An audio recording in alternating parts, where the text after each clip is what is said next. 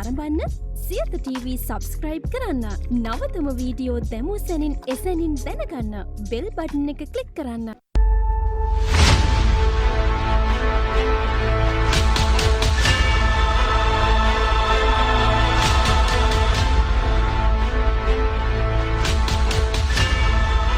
ගත්තොත් දවස් 36ක්.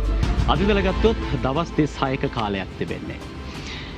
දවස් 36ක කාලය තුල බොහෝ දේවල් සිද්ධ වෙන්නට නියමිත වෙලා තියෙනවා. අපි ගත්තොත් මැතිවරණ කොමිසමේ සඳහන් කරන්නේ සම බිමේ සම සටන ආරම්භ වන කාල සීමාව දැන් ආරම්භ වුණා. ඒ නිසා සම බිමේ සම සටනට සියලු මාධ්‍යයන් දායකත්වය ලබා දිය යුතුයි සම ආකාරයෙන් කියලා. සියත හැමදාමත් අපි සමානව අවස්ථාව ලබා දෙනවා දේශපාලන පක්ෂවලට.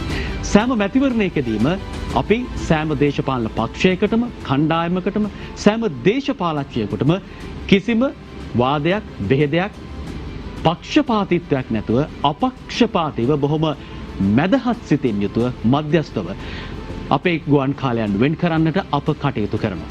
ඉතින් ඒ නිසා මෙවරත් මහා මැතිවරණයේදී තරඟ වදින සෑම පක්ෂයටම ඔවුන්ගේ මතය සමාජගත කරන්නට ජනතාව වෙත ඔවුන්ගේ පණිවිඩය ගෙන යන්නට අපි අපේ ගුවන් කාලය ඒ ආකාරයෙන්ම වෙන් කරනවා. වැඩසටහන් ගණනාවක් සියත රූපවාහිනිය තුල විකාශය වෙනවා දේශපාලනික වැඩසටහන්. ඒ අතරින් තෙවැනි ඇස පිළිබඳව ඔබ හොඳින්ම දන්නවා. තෙවැනි ඇස තුලින් අප පක්ෂ නායකින්ටයි ආරාධනා කරනු ලබන්නේ. පක්ෂ නායකින්ගේ මතය ඔවුන්ගේ කණ්ඩායම් කුමන දිශාවකටද මෙහෙවන්නේ කියන කාරණය පිළිබඳව සමාජගත කරන්න. ඔවුන්ගේ අදහස කියන්නටයි අපි තෙවැනි ඇසින් අවස්ථාව ලබා දී තිබෙන්නේ. එහෙමනම් අපි තා ඉක්මනින් සූදානම් වනවා අද තෙවැනි ඇසට ආරාධනා ලැබුණේ කවුරුන්ද සහ ඒ පිළිබඳව තොරතුරු කියන්නට. අද අපිත් එක්ක එකතු වෙන අපේ ජනබල පක්ෂය වටා මේ වන විට ප්‍රබල චරිත රැසක් ඒකරාශී වී තිබෙනවා.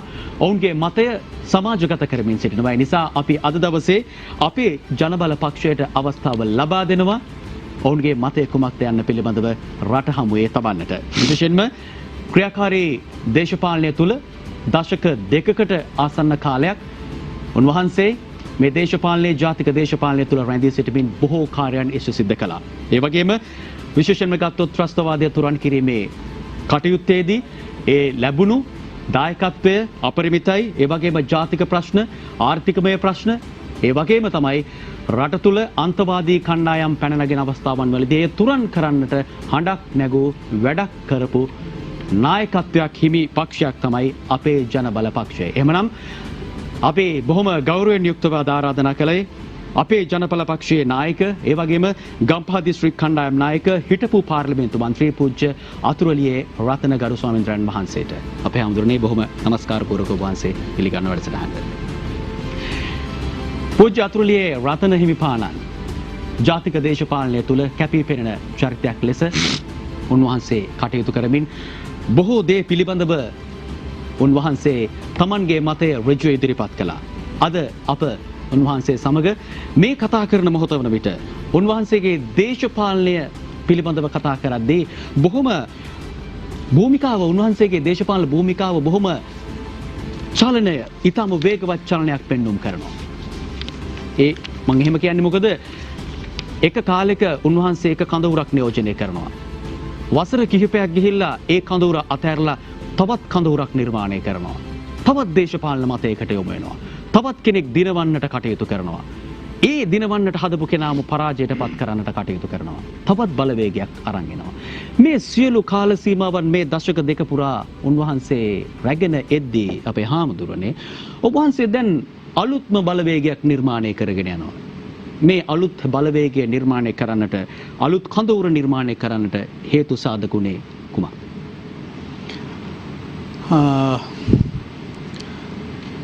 කොතනින්ද පටන් ගන්නෙ මං හිතනවා පක්ෂ නායක රැස්වීමට මම දිගටම සහභාගී වුණා ජනාධිපතිවරයා බලයට පත් වෙන්න කලින් ඉඳලා. ඒ කියන්නේ මම පක්ෂයක් විජේදරණී ජාතික සභාව නමින් ව්‍යාපාරයක් හදලා ලියාපදිංචි කරන්න තමයි හිටියේ දේශපාලන ව්‍යාපාරයකට. ඒක නියෝජනය කරමින් මම පක්ෂ නායක රැස්වීම වලට දිගටම සහභාගී වුණා. සහභාගී වෙලා මම පෙබරවාරි මාසයේ මගේ මතක හැටියට 16 දිනය පක්ෂ නායක රැස්වීමට මන් දුන්න ලොකු ලියවිල්ලක්. ඒක A4 කොළ 5ක් අඩංගු ලියවිල්ලක්. ඒ ලියවිල්ලේ මම ප්‍රශ්න කරා ආණ්ඩුවේ ප්‍රතිපත්ති. ඒ කියන්නේ ගල්ලංගුරු වෙනුවට පුනර්ජනනීය බලශක්තිය කිව්වා. හැබැයි ගල්ලංගුරු බලාගාරයක් දාන්න කැබිනට් තීරණයක් ගත්තා. මං කිව්වා පාරවල් හදන්න සල්ලි දාන්න එපා. බිලියන 20ක්ද කොහෙද දැන් මේ වෙලාවේ ලොකු ගාණක් ඒක. මං කිව්වා මේ සල්ලි වලින් අපි ගෙවතු වගා සංග්‍රාමයක් වගා විප්ලවයකට අපිට යන්න පුළුවන්. පාසල් ශිෂ්‍යෝ හමුදාව සමෘද්ධි කෘෂි උපනිසමේ සියල්ලම යොදාගෙන. ඒක එදා කරා නම් අපි අප්‍රේල් මාසෙ වෙනකොට එළවලු පළතුරු වල කිසිම අඩුවක් වෙන්නේ නැහැ කොරෝනා වෛරස් තත්ත්වයට. ඒක බොහොම පැහැදිලිව මම ඒක යෝජනා කරා. ඒතකොට කොරෝනා වෛරස් තත්ත්වයක් තිබුණේ නැහැ. ඒ යෝජනා මම කරනකොට ඊළඟට මම මුස්ලිම් ඉස්ලාම් ප්‍රශ්න පිළිබඳව මම ප්‍රශ්න කළා. අපි ප්‍රතිපත්තියක එක රටක් එක නීතියක් කියලා. එතුමාගේ අඩු ගානේ ප්‍රතිපත්ති ප්‍රකාශනය පිළිබඳව මම අවස්ථා 3කදී ජනාධිපතිවරයා ඉදිරිපිට කිව්වම එතුමා හරි පිබිදීමෙන් කිව්වා ඔව් ඒ ගැන සාකච්ඡාවක් කරන්න ඕන කියලා. කිසිම පක්ෂ නායක රැස්වීමකට ජනාධිපතිවරයා ආවේ නැහැ. මම හිතන්නේ ඒකටයි ආවේ එතුමා. අනිත් පක්ෂ නායක රැස්වීම මහින්ද රාජපක්ෂ මැතිතුමා විතරයි හිටියේ. ඉතින් ඒ පක්ෂ නායක රැස්වීම වලදී මම කිව්වා මේ අපි ඉදිරිපත් කරපු මහජනයාට ඉදිරිපත් කරපු සමෘද්ධි සෞභාග්‍ය දැක්ම ප්‍රතිපත්ති ප්‍රකාශනය මේ ප්‍රතිපත්ති ප්‍රකාශනය ගැන අපි හොඳ මේ සංවාදයක් කරමු කියලා. අපි හොඳ සාකච්ඡාවක් කරමු කියලා. නමුත් කිසිම විදියක එහෙම සාකච්ඡාවකට එකඟතාවයක් තිබුණේ නැහැ. ඒ අතර වාරේ මේ භික්ෂුන් වහන්සේලා දේශපාලනය කරන්න ඕනද නැද්ද කියලා මහා නායක හාමුදුරුවෝ නිවේදන කීපයක් ආවා. ඒ නිවේදනවල මේ මයික් හෝන් එක නම් උන්වහන්සේලා තමයි. හැබැයි සර්කිට් එක තුන ටෙම්පල් ට්‍රීස් එකේ. يعني මගේ දේශපාලන ක්‍රියාකාරකම් නතර කිරීමට තමයි ඒ යුනිට් එකෙන් ඒ ස්විච් එක ඔබලා අර පැත්තෙන් එතකොට හෝන් එක ඇරෙනවා. මේ යකඩ කට ඇරෙනවා. යකඩ කට කාගේවත් සර්කිට් එක වෙන තැනක. ඉතින් මම ඒවෙන් මම සැලුන්නේ නැහැ. අවසාන වශයෙන් මට ප්‍රතිපත්තිමය ප්‍රශ්නයක් ආවා. මේගොල්ලත් එක්ක මොකද්ද කරන්න පුළුවන් දේශපාලනය කියලා. පක්ෂ නායක රැස්වීම කියලා තියෙනවා. කිසිම වැඩකට හිදියක් කතා කරන්නත් බෑ. ප්‍රබුද්ධ සාකච්ඡාවක් ඇත්තෙත් නැහැ. ඒතර නිකන් එදිනෙදා මේ තියෙන ප්‍රශ්න ගැන නිකන් ඔහි ඉබාගාතේ කතා කරනව ඇරෙන්න කිසිම විනයක් ඇතුව සාකච්ඡාව මෙහෙවෙන්නෙත් නැහැ. මම හිතුවා මෙතන දේශපාලන ව්‍යාපාරයක් නැහැ මේක ඇතුලේ. දේශපාලනේ දන්න කෙනෙකුට දේශපාලන ਵਿਚාරයක් තියෙන මිනිසෙකුට රට ගැන තද ස්ථාවරයක් තියෙන කෙනෙකුට කිසිම දේශපාලන සාකච්ඡාවක් එතන නැහැ. මම හිතුවා මෙතන ඉඳන් මට කරන්න දෙයක් නැහැ කියලා අවසානයේ. ඉතින් ඕක තමයි අන්තිමට මගේ අලුත් දේශපාලන ව්‍යාපාරයට හේතුනේ. මම හිතනවා ලොකු රික්තයක්. ඒ කියන්නේ UNP එක දැන් දෙකට කැඩලා තියෙනවනේ. දැන් UNP එක දෙකට කැඩලා තියෙන්නේ මොකද? මංගල සමරීර මහත්තයා සජිත් මහත්තයාගේ පැත්ත. එයා ලිබරල් වාදියෙක්නේ. ඒතර හරිනම් එයා ඉන්නු රනිල් වික්‍රමසිංහ මහත්තයාත් එක්ක. ඒකෙන් කියන්නේ මේ බෙදීම් පුජ්‍යලවාදී බලය සඳහා වන ප්‍රශ්න මිසක ඇත්ත මතවාදී දේශපාලන බෙදීම් නෙවෙයි පුජ්‍යලයන්ගේ ප්‍රශ්නයක් තියෙන්නේ. ඉතින් ඒ වගේම මහින්ද රාජපක්ෂ මහත්තයා කඳවුර පොහොට්ටුව කියලා කියනවනේ අපි. ඉතින් මේ පොහොට්ටුවේ කිසිම දේශපාලනයක් නැහැ. විජාතික කියනවා, අන්තර්ජාතික කුමන්ත්‍රණයක් කියනවා. ඕව ඇරෙන්න රට ගොඩනගන ජාතික සැලැස්මක් ජාතික වැඩපිළිවෙලක් නැහැ. ඒක ගෝඨාභය රාජපක්ෂ මහත්තයා යම් පමණකට ඉදිරිපත් කළා. හැබැයි ඒ ගැන කිසිම සාකච්ඡාවක් නැහැ. අද වෙනකන් කතා කරලා තියෙනවද? කතා කළා නැහැ. තවත් ඕනනම් ලීවිලක් දැන් ඡන්දෙට දායි ඒගොල්ලෝ. දැන් ජනාධිපතිවරණය වුණාට පස්සේ ඒ ලියවිල්ල මත වැඩපිළිවෙලක් හදන්න ඕනනේ. මාස ගාණක් ගියානේ. එහෙම කිසිම සාකච්ඡාවක් නැහැ. ඉතින් මේක මෙහෙම කිසිම දේශපාලනයක් නැති, හරයක් නැති, දැක්මක් නැති, ਵਿਚාරයක් නැති මුග්ධ දේශපාලනයක් ඇත්තටම. දැන් ඔබ වහන්සේ නියෝජනය කරන මේ අලුත් කඳවුර අපි ගත්තොත් එහෙම දැන් ඔබ වහන්සේගේ මේ අලුත් කඳවුර තුළ මේක මේ ලිබරල් වාදී ප්‍රතිපත්ති මූලික කරගනිමින් කටයුතු කිරීමක් පේනකට තිබෙනවා. ඔබ වහන්සේලාගේ දැන් මේ ඉදිරිපත් කරන ප්‍රකාශන එක්ක ගහුවම එහෙම යම්කිසි සමානාත්මතාවයක් තිබෙනවද? ලිබරල් ප්‍රතිපත්තියක් තුළද ගමන් කරන්නේ? නෑ අපේ කිසිම ලිබරල් ප්‍රතිපත්තියක් නෑ. අපි ඇත්ත වශයෙන්ම ලිබරල් වාදයට විරුද්ධවනේ මම පෙනී හිටියේ. කවදාවත් මම ලිබරල් වාද වෙනුවෙන් පෙනී හිටපු කෙනෙක් නෙමෙයි. දැන් අපේ ප්‍රතිපත්ති ගත්තොත් අපි කරුණු 10ක් අපි ඉදිරිපත් කළා තියෙනවා. කරුණු 10ක්. ඒ කරුණු 10 ඇත්ත වශයෙන්ම පරිසරය පැත්තෙන් දේශීය ආර්ථිකයක් පැත්තෙන් ස්වයංපෝෂිත අපිට කියන්න පුළුවන් මෙන්න මෙහෙම කෙටි කළා. ස්වයංපෝෂිත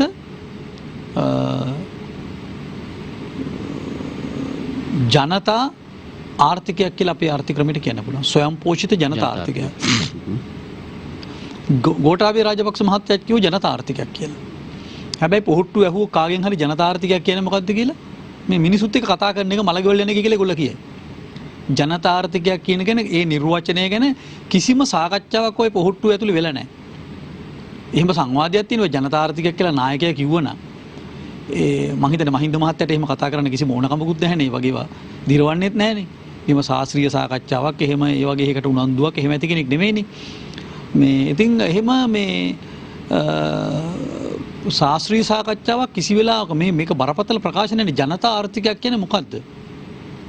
එතකොට ඒ ගැන කිසිම සංවාදයක් සිද්ධ වුණේ නැහැ. ඉතින් ස්වයං පෝෂිත ආර්ථිකයක් කිව්වම අපි අදහස් කරන්නේ අපේ රට තුල නිෂ්පාදනය කළ හැකි නිෂ්පාදනය කරන්න පුළුවන් අපට අත්‍යවශ්‍ය මූලික හැම දෙයක්ම අපි කරගමු කියලා.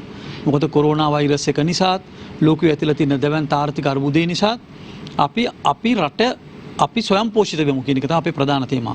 හොඳයි අපි සමහර පුංචි බාධා කිරීමක්. දැන් ඔබ වහන්සේ දිගින් දිගටම සඳහන් කරනවා වර්තමාන පාලනයේට හිටපු පාලකයින්ට මේ පැහැදිලි දර්ශනයක් තිබුණේ නැහැ. ඔබ වහන්සේ ඒ කඳුරු වලින් ඉවත් වෙන්න හේතුව ඒක ඔබ වහන්සේ වෙනම බලවේගයක් කරා නිර්මාණය වෙන්නේ මේකින කාරණා මත කියලා. දැන් ඔබ වහන්සේ සඳහන් කරනවා මේ දැන් දේශීය ආර්ථිකය කියන කාරණේ තමයි ඔබ වහන්සේ දැන් මේ පැහැදිලිව සඳහන් කරන්නේ. හැබැයි මේ වර්තමානයේ තුල අපි දැක්කනේ වර්තමාන රජය දේශීය ආර්ථිකය ගොඩනැගීම වෙනුවෙන් වන කාර්යයන් මේ කොරෝනා වෛරසයත් එක්ක ආරම්භ කිරීම දේශීය නිෂ්පාදන දේශීය ආර්ථිකයක් සඳහා වන පියවර තබා තිබෙනවානේ.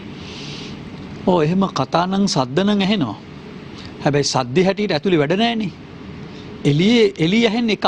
ඇතුලේ කරන්නේ තව එකක් නේ ඒගොල්ලෝ. ඔකට කියනවා බුද්ධ ආගමේ අර්ථයෙන් කිව්ව යථාවාදී තථාකාරී. ඒ කරන දෙයයි ඒගොල්ලගේ ඇත්තයි වෙනස් දෙකක්. දැන් අපි සරල උදාහරණ කීපයක් ගමු. දැන් අපි කියනනේ මේ පොහොට්ටුවම හරි ප්‍රගතිශීලී මේ වාමවාදී ගුණයක් තියෙන එහෙම කියනනේ. මොකද්ද 2010 2015 ආණ්ඩුවේ තිබිච්ච වාමවාදී ගුණය? දැන් සාමාන්‍යයෙන් කියනවා මේ මාර විදියට එක පුජ්‍යල ආදායම වැඩි වුණා 107යි එක පුජ්‍යල ආදායම රනිල්ගේ කාලේ රට කෑව. දෙගොල්ලම රට කාලා තියෙනවා. දෙගොල්ලගේම රට කාලා තියෙන්නේ. මේ එක පුජ්‍යල ආදායම කියන්නේ බොරුවක්. මම සරල උදාහරණයක් කරන පෝට් සිටි එකට සල්ලි ආවයි කියලා ජයසුන්දර මහත්තයා ඉලක්කම් ටිකක් හදලා ඒක අපේ සහකුවටත් දාලා කියන ඒක පුජ්‍යල වර්ධනය කියලා. ඒ කියන්නේ ඩොලර් බිලියන 5ක් ආවම ඒ බිලියන 5න් අපේ කෝටියක ජනතාවට කෝටි 2ක ජනතාවට ඒ සහකුවට සල්ලි දාන්න. දාලා කියන ඒක පුජ්‍යල මේක බොරුවක්. ඒ කියන්නේ පෝට් සිටි එකට ආපු සල්ලි අපේ සහකුවට දාන්න බෑ. ඒ හදන ආර්ථිකේ අපේ රටේ ජාතික නිෂ්පාදනයේ පණ ගන්නවද කියලා ඇහුවා. මොකද්ද උත්තරේ? එහෙම එකක් නැහැ. එතකොට අපි ගත්තොත් අධිවේගී පාරවල් හැදුවා. ඉතින් මම කියන්නේ නෑ අධිවේගී පාරවල් හදන්න එපා කියලා නෙමෙයි මම මේ කියන්නේ. අධිවේගී පාරවල්ද අපේ ප්‍රමුඛතාවය කියලා ප්‍රශ්නයක් අහන්නේ මම. අනිත් පැත්තට කෙනෙක්ට කියන්න පුළුවන් අපි හඳුන්නේ අධිවේගී මාර්ග හැදුවට පස්සේ මේ තියෙන ප්‍රශ්න ගොඩක් අපිට निराකරණය කරගන්න පුළුවන් මිනිසුන්ගේ බඩු බාහිර ආදී උතුරේ ඉඳලා දකුණට ගේන්න පුළුවන් දකුණෙන් උතුරට ගේන්න පුළුවන් මේවා කේන්ද්‍රස්ථානයක් බවට පත් කරලා මේ ආර්ථික ප්‍රශ්න විසඳ ගන්න පුළුවන් මේ කියන කාරණේ. ඇත්තටම දැන් අපි ගත්තොත් ඔය කතාව සම්පූර්ණයෙන්ම බොරුවක්නේ. ඒ කියන්නේ අපි අධිවේගී මාර්ගයක් අපි හදන්න ඕන සාමාන්‍යයෙන් ගත්තොත් අධිවේගී මාර්ගයක් හැදීමේ පදනම විශාල සංවර්ධන කලාපයක්. ඒ කියන්නේ කම්බන්තොට දිස්ත්‍රික්කයට අපි අධිවේගී පාරක් හදනනම් එතන විශාල අක්කර ලක්ෂ ගානක නිදහස් වෙළඳ කලාප ඇති වෙන්න ඕන. අර රනිල් මේ ජී.ආර් ලගේ කාලේ ඇති උනේ මේ අපරල් ගාමන්ට් වගේ ඇති වුණානේ. එතකොට ලක්ෂ 11ක් විතර අපරල් ගාමන්ට් වලට ආවා. ඉතින් ඒකත් ඇත්ත වශයෙන්ම බොරු කතන්දරයක් නෑ. අපරල් ගාමන්ට් කියන්නේ ජාතික නිෂ්පාදනයක් නෙවෙයිනේ. ඒක ඇත්තටම බැලුවලට සේවාර්ථිකයක් වගේ. රෙදි ටික පිටින් ගේනවා. මැෂින් ටිකක් අපට පිටරටින් ගෙනලා දෙනවා. වහලක් යට ඉඳගෙන ගෑනු ළමයි ටිකක් මහනවා. ගහලා යවනවා. මහලා ඉතින් ඊට පස්සේ කියන බ්‍රෑන්ඩින් අපේ නෙවෙයි. අපේ රටේ නම් අපේ රටේ බ්‍රෑන්ඩ් එකක් තියෙන එපා ඔය ඇඳුමට. අපේ රටේ බ්‍රෑන්ඩ් එකක් නෙවෙයි අපරල් ඉන්ඩස්ට්‍රි එක තියෙන්නේ එතන. අපේ රටේ නමක් නෑ. අපි මෙහි ශ්‍රමිකයෝ ටිකක් විතරයි. අපේ නිෂ්පාදනයක් නෑ උතන. ඒතර අපි මෙහි ශ්‍රම වහල්ලු හැටියට මහලා ඒගොල්ලන්ට දෙන්න ඕනේ. ඒගොල්ලෝ තමයි මහා දැවැන්ත බ්‍රෑන්ඩින් කම්පැනි වලට මහන්නේ. අපේ බ්‍රෑන්ඩ් එකක් අපි ඇඳුමක් මහනව නම් ඒ බ්‍රෑන්ඩ් එක අපේ වෙන්න ඕනේ. එතකොට දැන් ඔය හදන්න යන වැඩේ දැන් අධිවේගී මාර්ගයක් අපි හම්බන්තොට හදනවා නම් එතන දැවැන්ත කාර්මීකරණයක් තියෙන්න ඕනේ. ඒතර දැවැන්ත කාර්මීකරණයක් නැතුව අපි අධිවේගී මාර්ගයක් හැදුවම ඒ ණය අපේ ඔළුව මත හිටින්නේ. ඒ බර අපේ රටට එන්නේ. එතකොට අපි අධිවේගී මාර්ගයක් හදන්නේ කියලා ඇහුවොත් අපි කියවුවොත් සංවර්ධනයේ මොකද්ද සංවර්ධනය? අධිවේගී මාර්ගය මොකද්ද කරන සංවර්ධනය? දැන් අපි මම කියන්නේ පාරවල් හදනවනම් මගියගේ ප්‍රශ්න විසඳන්න. දැන් අධිවේගී පාරක් හැදුවා කියලා කෝච්චි යන සෙනඟ කෝච්චි 5ක විතර සෙනඟ යනවද නැද්ද? ගම්පහ ඉඳලා කොළඹට එනවද නැද්ද? කළුතර ඉඳලා කොළඹට එනවද නැද්ද? අද මගියට පහසුවෙන් ප්‍රවාහනය කටයුතු කරන්න පුළුවන්ද? එක්ක කොට යනවා පාරේ බස් එක වෙලාවකට යන්නේ නැහැ. එතකොට අපි කරන්න ඕනේ ඉස්සෙල්ලම රටේ මගී ජනතාවගේ ප්‍රවාහනය කාර්යක්ෂම කරන එක. දැන් තියෙන බස් ප්‍රමාණය හොඳටම ඇති කළමනාකරණය කළා, නවීකරණය කළා, කාඩ් එකකින් ගෙවලා යන්න පුළුවන් විදියට ඒකට මැෂින් එකක් හයි කළා, කැමරා ටිකක් හයි කළා. එතකොට ඒක වෙලාවට යන විදියට දාලා, ඒක මාසික කාඩ් පත්‍රමයකින් සල්ලි ගෙවන විදියට දාලා, එතකොට වෙලාවකට කවුරුත් යන බස් එක. ඒ වගේ හරි ලේසියෙන් මේ තියෙන බස් ටිකම අපට ඕඩන් ඔය හැම බස් එකක්ම AC කරන්න පුළුවන්. මොකද අපි දූවිලි සහිත රටක්, අපි නිවර්තන කලාපී රටක්නේ. ඉතින් කෝච්චිය කිසිම කෝච්චියක අපට AC කරලා අද වෙනකන් හදාගන්න බැරුණා. ඉතින් කෝච්චි ටික හොඳට AC කරලා මිනිස්සු හොඳට කෝච්චි ටික, ඒ කියන්නේ කෝච්චි පාරවල් ඩබල් ලයින් කරලා මුළු ලංකාවම කෝච්චි පාරවල් ටික එළුණා නම් ඔය අධිවේගී මාර්ග වලින් ඒක කරන්න තුනේ. එහෙනම් මගියගේ ප්‍රශ්නේ විසඳෙන්නේ. අද මගියගේ ප්‍රශ්නේ විසඳිලා තියෙනවද? විසඳිලා නැහැ.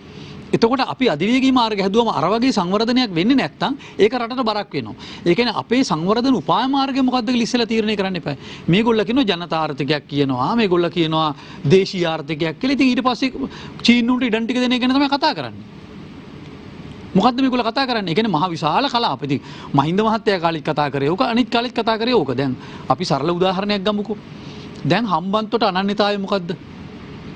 හම්බන්තොට අනන්‍යතාවය ඕන ගම්පහ අනන්‍යතාවයකුත් ගම්පහ බේසාලාවක් තියෙනවා. හොඳයි, රබුටන් තියෙන මල් වානේ. ඒවා අනන්‍යතානේ. අන්නාසි තියෙනවා. අන්නාසි තියෙනවා. මුළු ලංකාවටම අන්නාසි දෙන්නේ ගමකට ගම්පහයි. ඉතින් හම්බන්තොට අනන්‍යතාවය මීකිරි හට්ටියයි දොදොල්පට්ටේ මේ කුරහන්. මම අහන්න කැමති හම්බන්තොට දිස්ත්‍රික්කයේ දැන් මහින්ද මහත්තයා ජනාධිපති වෙලා හිටිය අවුරුදු 10ක්. ගොවියන්ට හම්බන්තොට ගොවියන්ට වගා කරන්න කියලා අක්කර කීයක් දීලා තියෙනවද?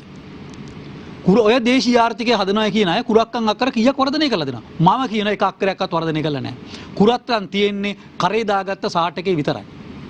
මහ පොළොවේ කුරක්කන් නැහැ. ක්‍රිකට් පිට්ටනියක් හැදුවා. තනකොළ පිට්ට, ඒ කියන්නේ ගම්බාරලා පොඩි පොඩි කැලෑවලට හරක් දැක්කලා ජීවත් වුණේ. අහිංසක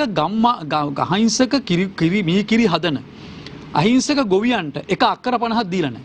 හැබැයි සමාගම් වලට හම්බන්තොට දෙන අක්කර 1000යි 500යි 400යි ඥාතීන්ට හිතවතුන්ට. මෙයා බොරුද කියලා උත්තර දෙන්න ඕන. හම්බන්තොට ජනතාව දැන් ඡන්දෙ දෙනවනේ.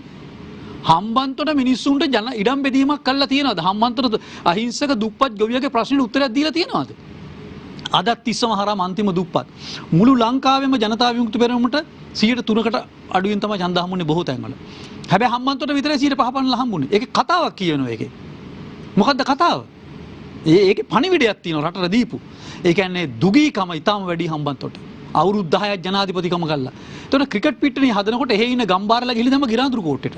අදත් වැස්සට ගහි අන්න අට්ටාලයක් අටවගෙන ගිරාඳුරු කෝට්ටේ කැලේ වනජීවිකාස්සේ ඉන්නවා. කරත් ටික කැලේට දානවා, වනජීවිකේ හැමදාම දඩ ගහනවා. කො මීකිරි හට්ටිය. හම්බන්තොට හදන්න තිබුණේ අපි ලංකාවට කිරි දෙන කිරි මධ්‍යස්ථානයේ හැටියට. දැන් මුළු අපි බලන්න අද බිලියන 60ක් කිරි ගෙන්නනවා. මහින්ද මහත්තයා කාලේ ආර්යසීල වික්‍රමනායකලා වගේට නැගිටින්න පුළුවන් වුණාද? එයා දැන් කිරි පැකට් හදනවා නේ, පල්වත්ත කිරි හදනවා. ඒ මිනිස්සයා උක්වගාව තියාගෙන ඒතර කර්මාන්තයක් විතර දිනු කළා. ඒක දිනු වේගෙන යනකොට ඒක රජයට ගත්තා ඊට පස්සේ. රජයට අරගෙන මොකද්ද කළේ? එතකොට මේ මං අහන්නේ උක්වගා කරපු එකත් වැරදි, එක අරහට මෙහාට හුමාරු කරන එකත් වැරදි, එක වෙනම කතාවක්. ඒක මං කතා කරන්නේ නැහැ. මං අහන්නේ හම්බන්තොට මීකිරි නම් අනන්‍යතාවය. අපි ස්වයංපෝෂිත ආර්ථිකයට යනකොට අපට තිබුණේ කිරි ගොවියන්ට විශාල වශයෙන් ගවපට්ටි සඳහා දෙන්න. බලන්න අපි මඩකලපුවට යන්නකෝ, තිරිකුණාමලයට යන්නකෝ. අර මැතිනිගේ කාලේ හදපු සේරම තනවිම් ටික විනාශ කළා, කාබාසිනිය කරා. ඊළඟට කිසිම ගවපට්ටියක් අපි ඇති කළා නැහැ. ඊළඟට හරක් ගේනවා ප්‍රීෂීන් වර්ග මේ ළඟදි ගේන තීරණය කළා තිබුණා. හරකෙක්ගේ වටිනාකම රුපියල් ලක්ෂ 5යි. ගොවියට දෙනවා ලක්ෂ 2 ගාන. රනිල්ගේ මෝඩ ආණ්ඩුව මේක කළා. ඒ මෝඩ ගොන් තක්කඩි වැඩේම මේ ආණ්ඩුවත් කරනවා.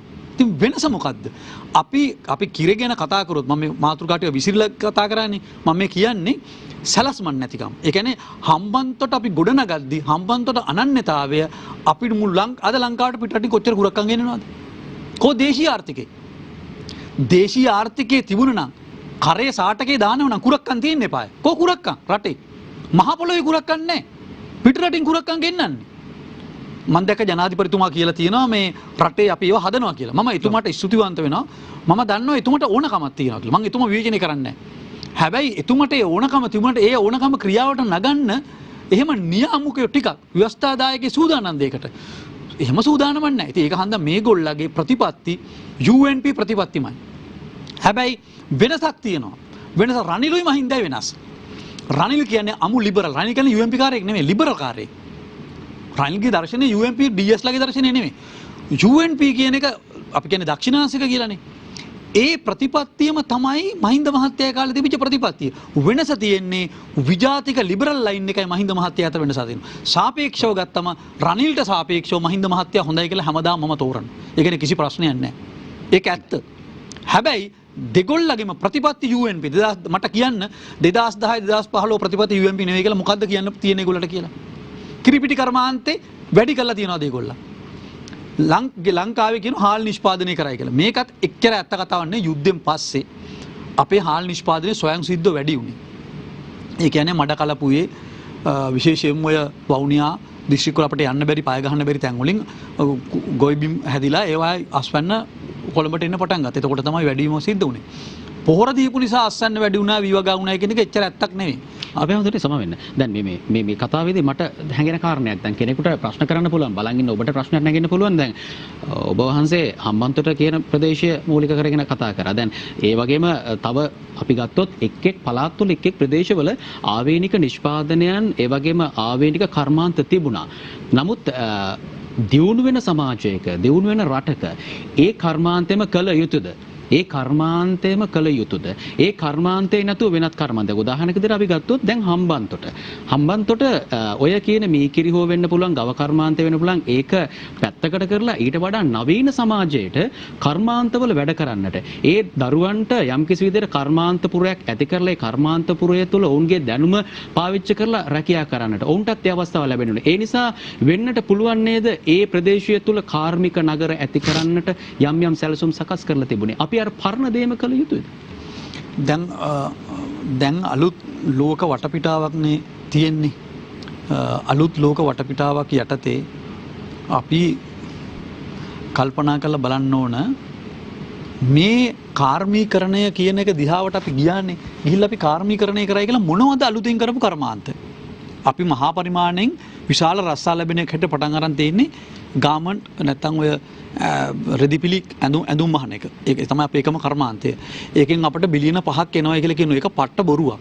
පට්ට බොරුවක් කියලා කියන්නේ අපි ඇඳුම් ගෙන්නන්නේ මනෝ බිලියන 3.5ක් විතර. එතකොට බිලියන 1.5නේ ඉතුරු වෙන්නේ. ඔය බිලියන 1.5 තමයි ඩොලර් බිලියන 1.5 තමයි සේවකයෝ අතර බෙදලා යන්නේ. ඒතර ඕකේ සේවය කරන අය මිලියන 1.1ක් විතර ඉන්න 1 මිලියන්. ඒ කියන්නේ ලක්ෂ 11ක් විතර. එතකොට අපි ඕකද අපේ රට කාන්තාව ටික ගාමන්ට් ඇතුලේ ගාල් කරන එකද අපේ රැකියා ප්‍රශ්නයට උත්තරයක් කියලා කියන්නේ.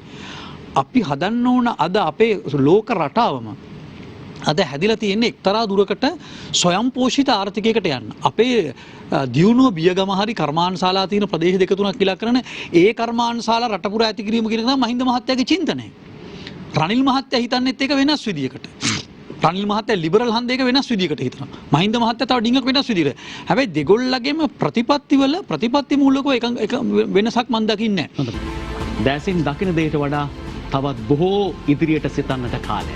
තව දවස් 36ක් තිබෙන්නේ. රටේ අලුත් පාලකයින් පත් කරගන්නට. ඒ නිසා දකින දෙයට වඩා ඔබ සිතාමතා තෙවැනි ඇසකින් බැලිය යුතු කාල සීමාවක් ගත කරන්නේ. නිසා තමයි අපි තෙවැනි ඇසෙන් පක්ෂ නායකින් සම්බන්ධ කරගන්මින් ඔවුන්ගේ දේශපාලනමය ඉදිරි ගමන් මඟ පිළිබඳවත් රටේ සංවර්ධනය සහ ජනතාවගේ ඉදිරි ගමන් මඟ පිළිබඳවත් ඔවුන් දකින්නේ කුමන ආකාරයටද ඔවුන්ගේ දර්ශනය කුමක්ද යන්න පිළිබඳව අප මේ සොයා බලමින් සිටින්නේ. තෙවැනි ඇසේ පළමු විරාමයෙන් අනතුරුව යලිත් ඔබ සමග සම්බන්ධ වන මොහොතේදී මතක් කරනම් අපේ ජනබල පක්ෂයේ නායක හිටපු පාර්ලිමේන්තු මන්ත්‍රී පූජ්‍ය අතුරුලිය රතන හිමියන් අද දවසේදී අප සමග තෙවැනි ඇසට එක්වන්නේ.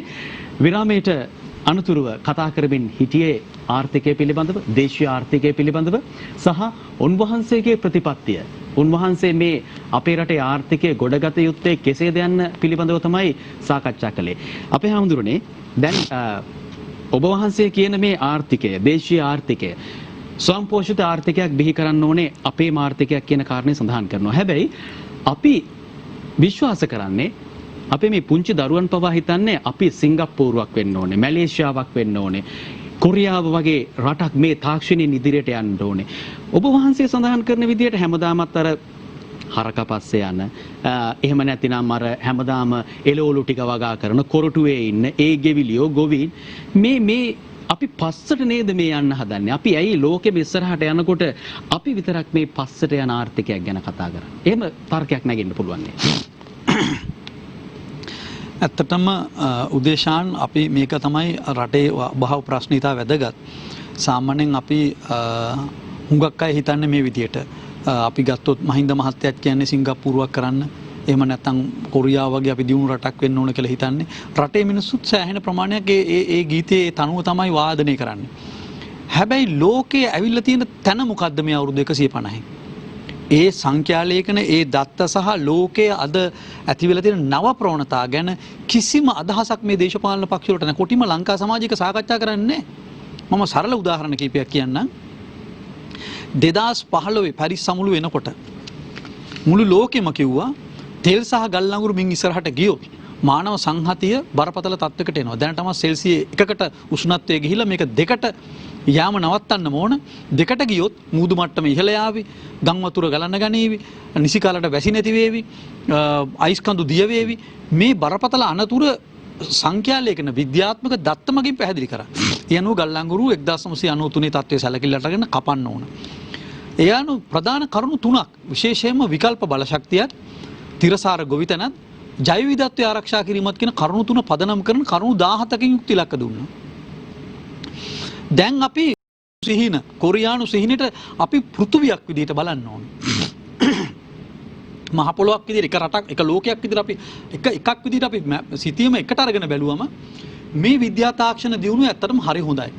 ජංගම දුරකථන සියලු තොරතුරු ඇවිල්ලා තියෙනවා. ජාන තාක්ෂණය හිතා ගන්න බැරි තරම් ඉදිරියට ගිහිල්ලා තියෙනවා. රොබොටෝ තාක්ෂණය ඉස්සරහට ගිහිල්ලා තියෙනවා. අවි ආයුධත් නිෂ්පාදනය වෙලා තියෙනවා.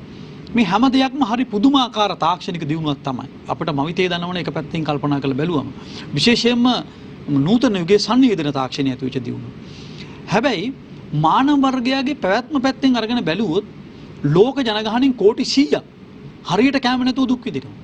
මේ සංවර්ධන ඉලක්ක කරා යන්න පුළුවන් වෙලා තියෙන ලෝක ජනගහනයෙන් 20%කට විතරයි. එතකොට එහෙම සංවර්ධනයක් දෝන මුළු ලෝකෙම ජනතාවට අඩු ගානේ කන්න ටිකවත් හම්බ වෙච්ච සංවර්ධනයක් දෝන. ඒක හන්ද අතලොස්සකගේ සංවර්ධනයක්. ඒ කියන්නේ අද මේ අපි ගත්ත සරල උදාහරණයක් සෝල් නගරේ හරි ටෝකියෝ නගරේ හරි මුළු ලෝකෙම හැදුවොත් මේ මිහිතලයේ මිනිස්සෙකුට පවතින බැරි වෙනවා. මේ අපිට බැරි නිසා හරි යුද්ධ නිසා හරි යන්තම් මේ රට ඉතුරු වෙලා තියෙනවා වාසනාවට. මේක නැති කරගන්න එක නෙමෙයි අපි කරන්න ඕන. ඒ කියන්නේ අපි ගොවිතැන දැන් අපි ගලමු ගොවිතැන. දැන් මහින්ද මහත්තයලා ඔක්කොම කතා කරනවානේ ස්වයං පෝෂිත ආර්ථිකයක් ඔක්කොම. දැන් ඒගොල්ලගේ කාලේ ගොවිතැන කොච්චර වර්ධනය වෙලා තිබුණාද? ලංකාවේ ගොවිතැනේ දායකත්වය 2010 ඉඳලා 2015 වෙනකොට 103යි. රනිල් මහත්තයා කාලෙත් 103යි. එතකොට අපි ගොවිතැනේ දායකත්වයේ 130කට වත් ගෙනියන්න ඕන. ඊළඟට මේ දැන් අපි බලමු දැන් ඔය කවුබොයි කතාව කියනවා. හරක් බලන එක හරි වැඩක්.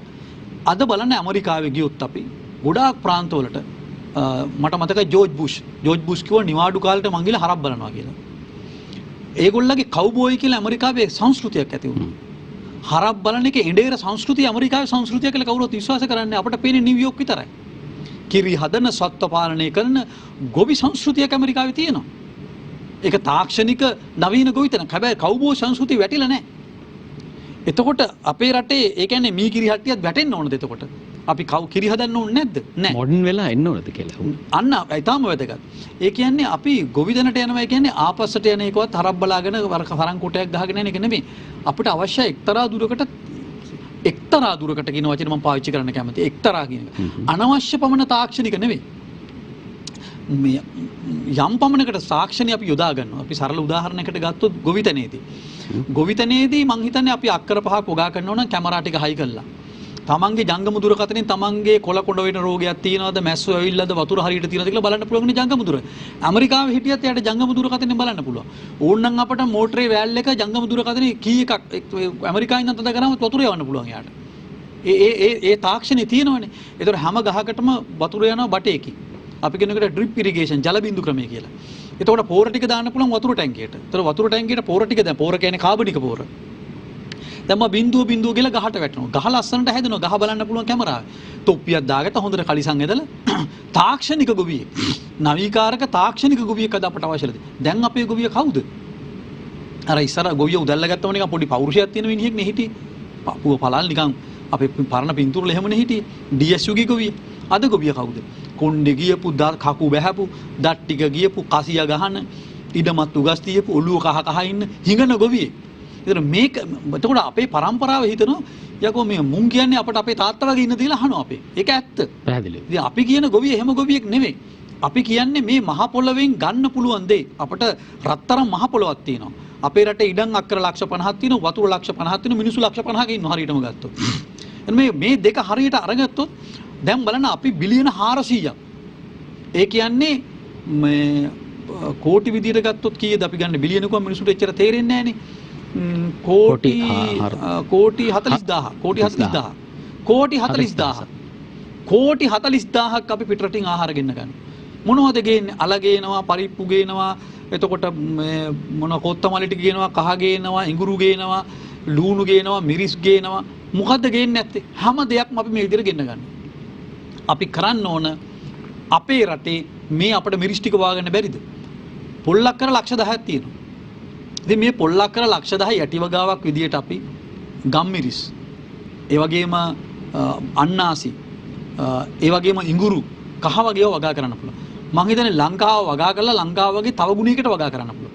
අන්න ඒක තමයි ස්වයංපෝෂිත ජනතාර්ථිකයක පදනම. එතකොට අපේ රටේ කහ ටික වගා කරන එක පස්සට යාමක්ද? කාටද කියන්න පුළුවන් පස්සට යාමක් කියලා. දැන් බලන්න මේ ආණ්ඩුව දේශීය ආර්ථිකයක් ගැන කතා කරනවා.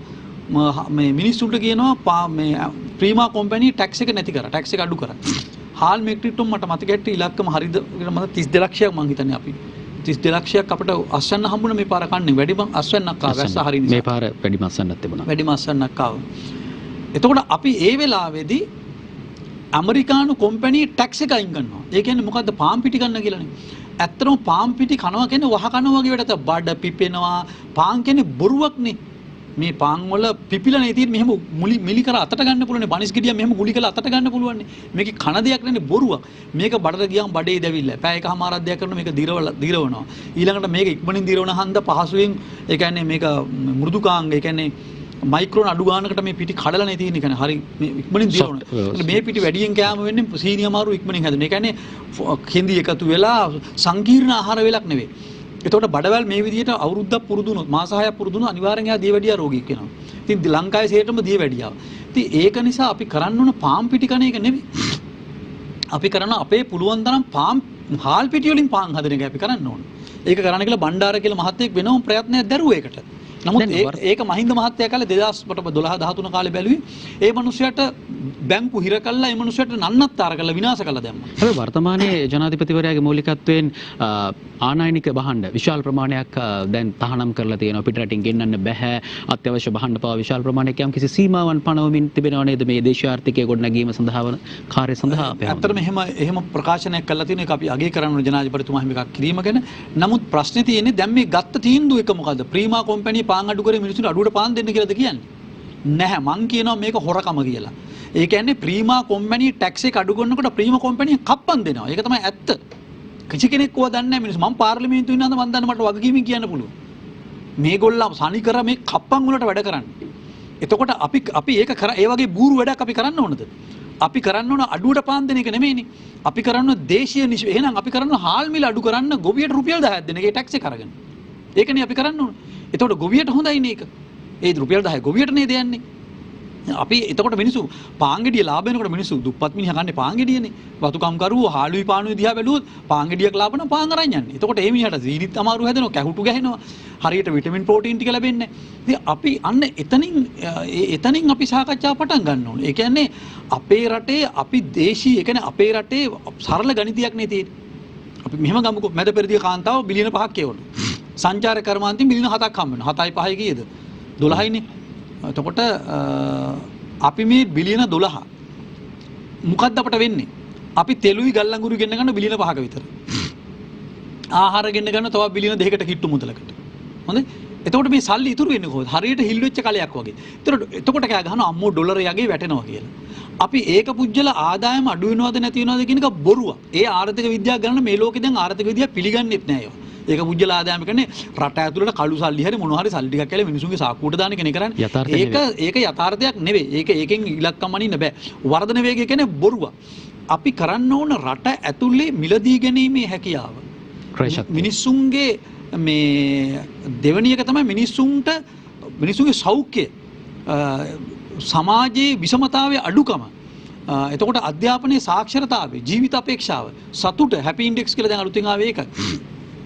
ඒ වයින් කොච්චර අපි උඩින් ඉන්නවද කියලා තමයි බලන්න ඕනේ. ඇමරිකාව ගත්තොත් ඇමරිකාවේ ලෝකේ සුපිරි බලවත්. හැබැයි ඒගොල්ලෝ සෞඛ්‍යයෙන් 35 වෙනියනේ. හැපි ඉන්ඩෙක්ස් එකේ ඒගොල්ලෝ එකවත් දෙකවත් පහවත් 10වත් නෙමෙයිනේ. ඒගොල්ලෝ ඒකිනුත් ඉන්නේ 30 ගණන් වල. එතකොට අපි බලන්න මිනිස්සුන්ගේ අද කියන්නේ සමස්ත හෝලිස්ටික් ඇප්‍රෝච් එක. සමස්ත ප්‍රවේශයක් අද අවශ්‍ය. ඒ කියන්නේ මානව සංවර්ධන අපි කියන මේකට මානව සංවර්ධන දර්ශක කියලා. අලුත් එකක් ඇවිල්ලා තියෙනවා. ඒ මානව සංවර්ධන දර්ශක ඔස්සේ තමයි සංවර්ධනය අපි මනින්න ඕන. එතකොට අපේ රටේ ස්වයංපෝෂ දැන් අපි කෘෂික අහු ප්‍රශ්නේ අරගෙන බැලුවොත් මේ ගොවිතැනට යනවා කියන්නේ ආපස්සට යනවා කියන එක නෙවෙයි. මේ රට දියුණු කරනවා කියලා කියන්නේ ගොවිතැනේ තාක්ෂණීකරණය කරන්න ඕන. වල් ගලවන්න අපි පැල හිටවන්න අපි ට්‍රාන්ස්ප්ලාන්ටර් යොදා ගන්න ඕන. මෝටර් වීඩියෝ යොදලා වල් ටික මර්ධනය කරන්න. ඒකට කෘමිනාශක ගහන එකද විද්‍යාත්මක ගොවිතැන කියන්නේ. අපිට ඕන දැන් බලන්න වියට්නාම් චීන වගේ රටවල ගොවිතැන් කරන්න හැටි. අපි ගත්තොත් එංගලන්තේ ගොවියෝ ඉන්නවනේ 5-7 ගාන මඩ ගාගෙන ගොවිය හරි මහත පොහොසත් හරි අභිමානවත් මිනිහෙක් එංගලන්තේ ගොවියා. අපේ ගොවියෝ වගේ මේ කැහුටු වෙච්ච මිනිහෙක් නෙමෙයිනේ. අවුරුදු 40 වෙනි 80ක් විතර පේන්නේ.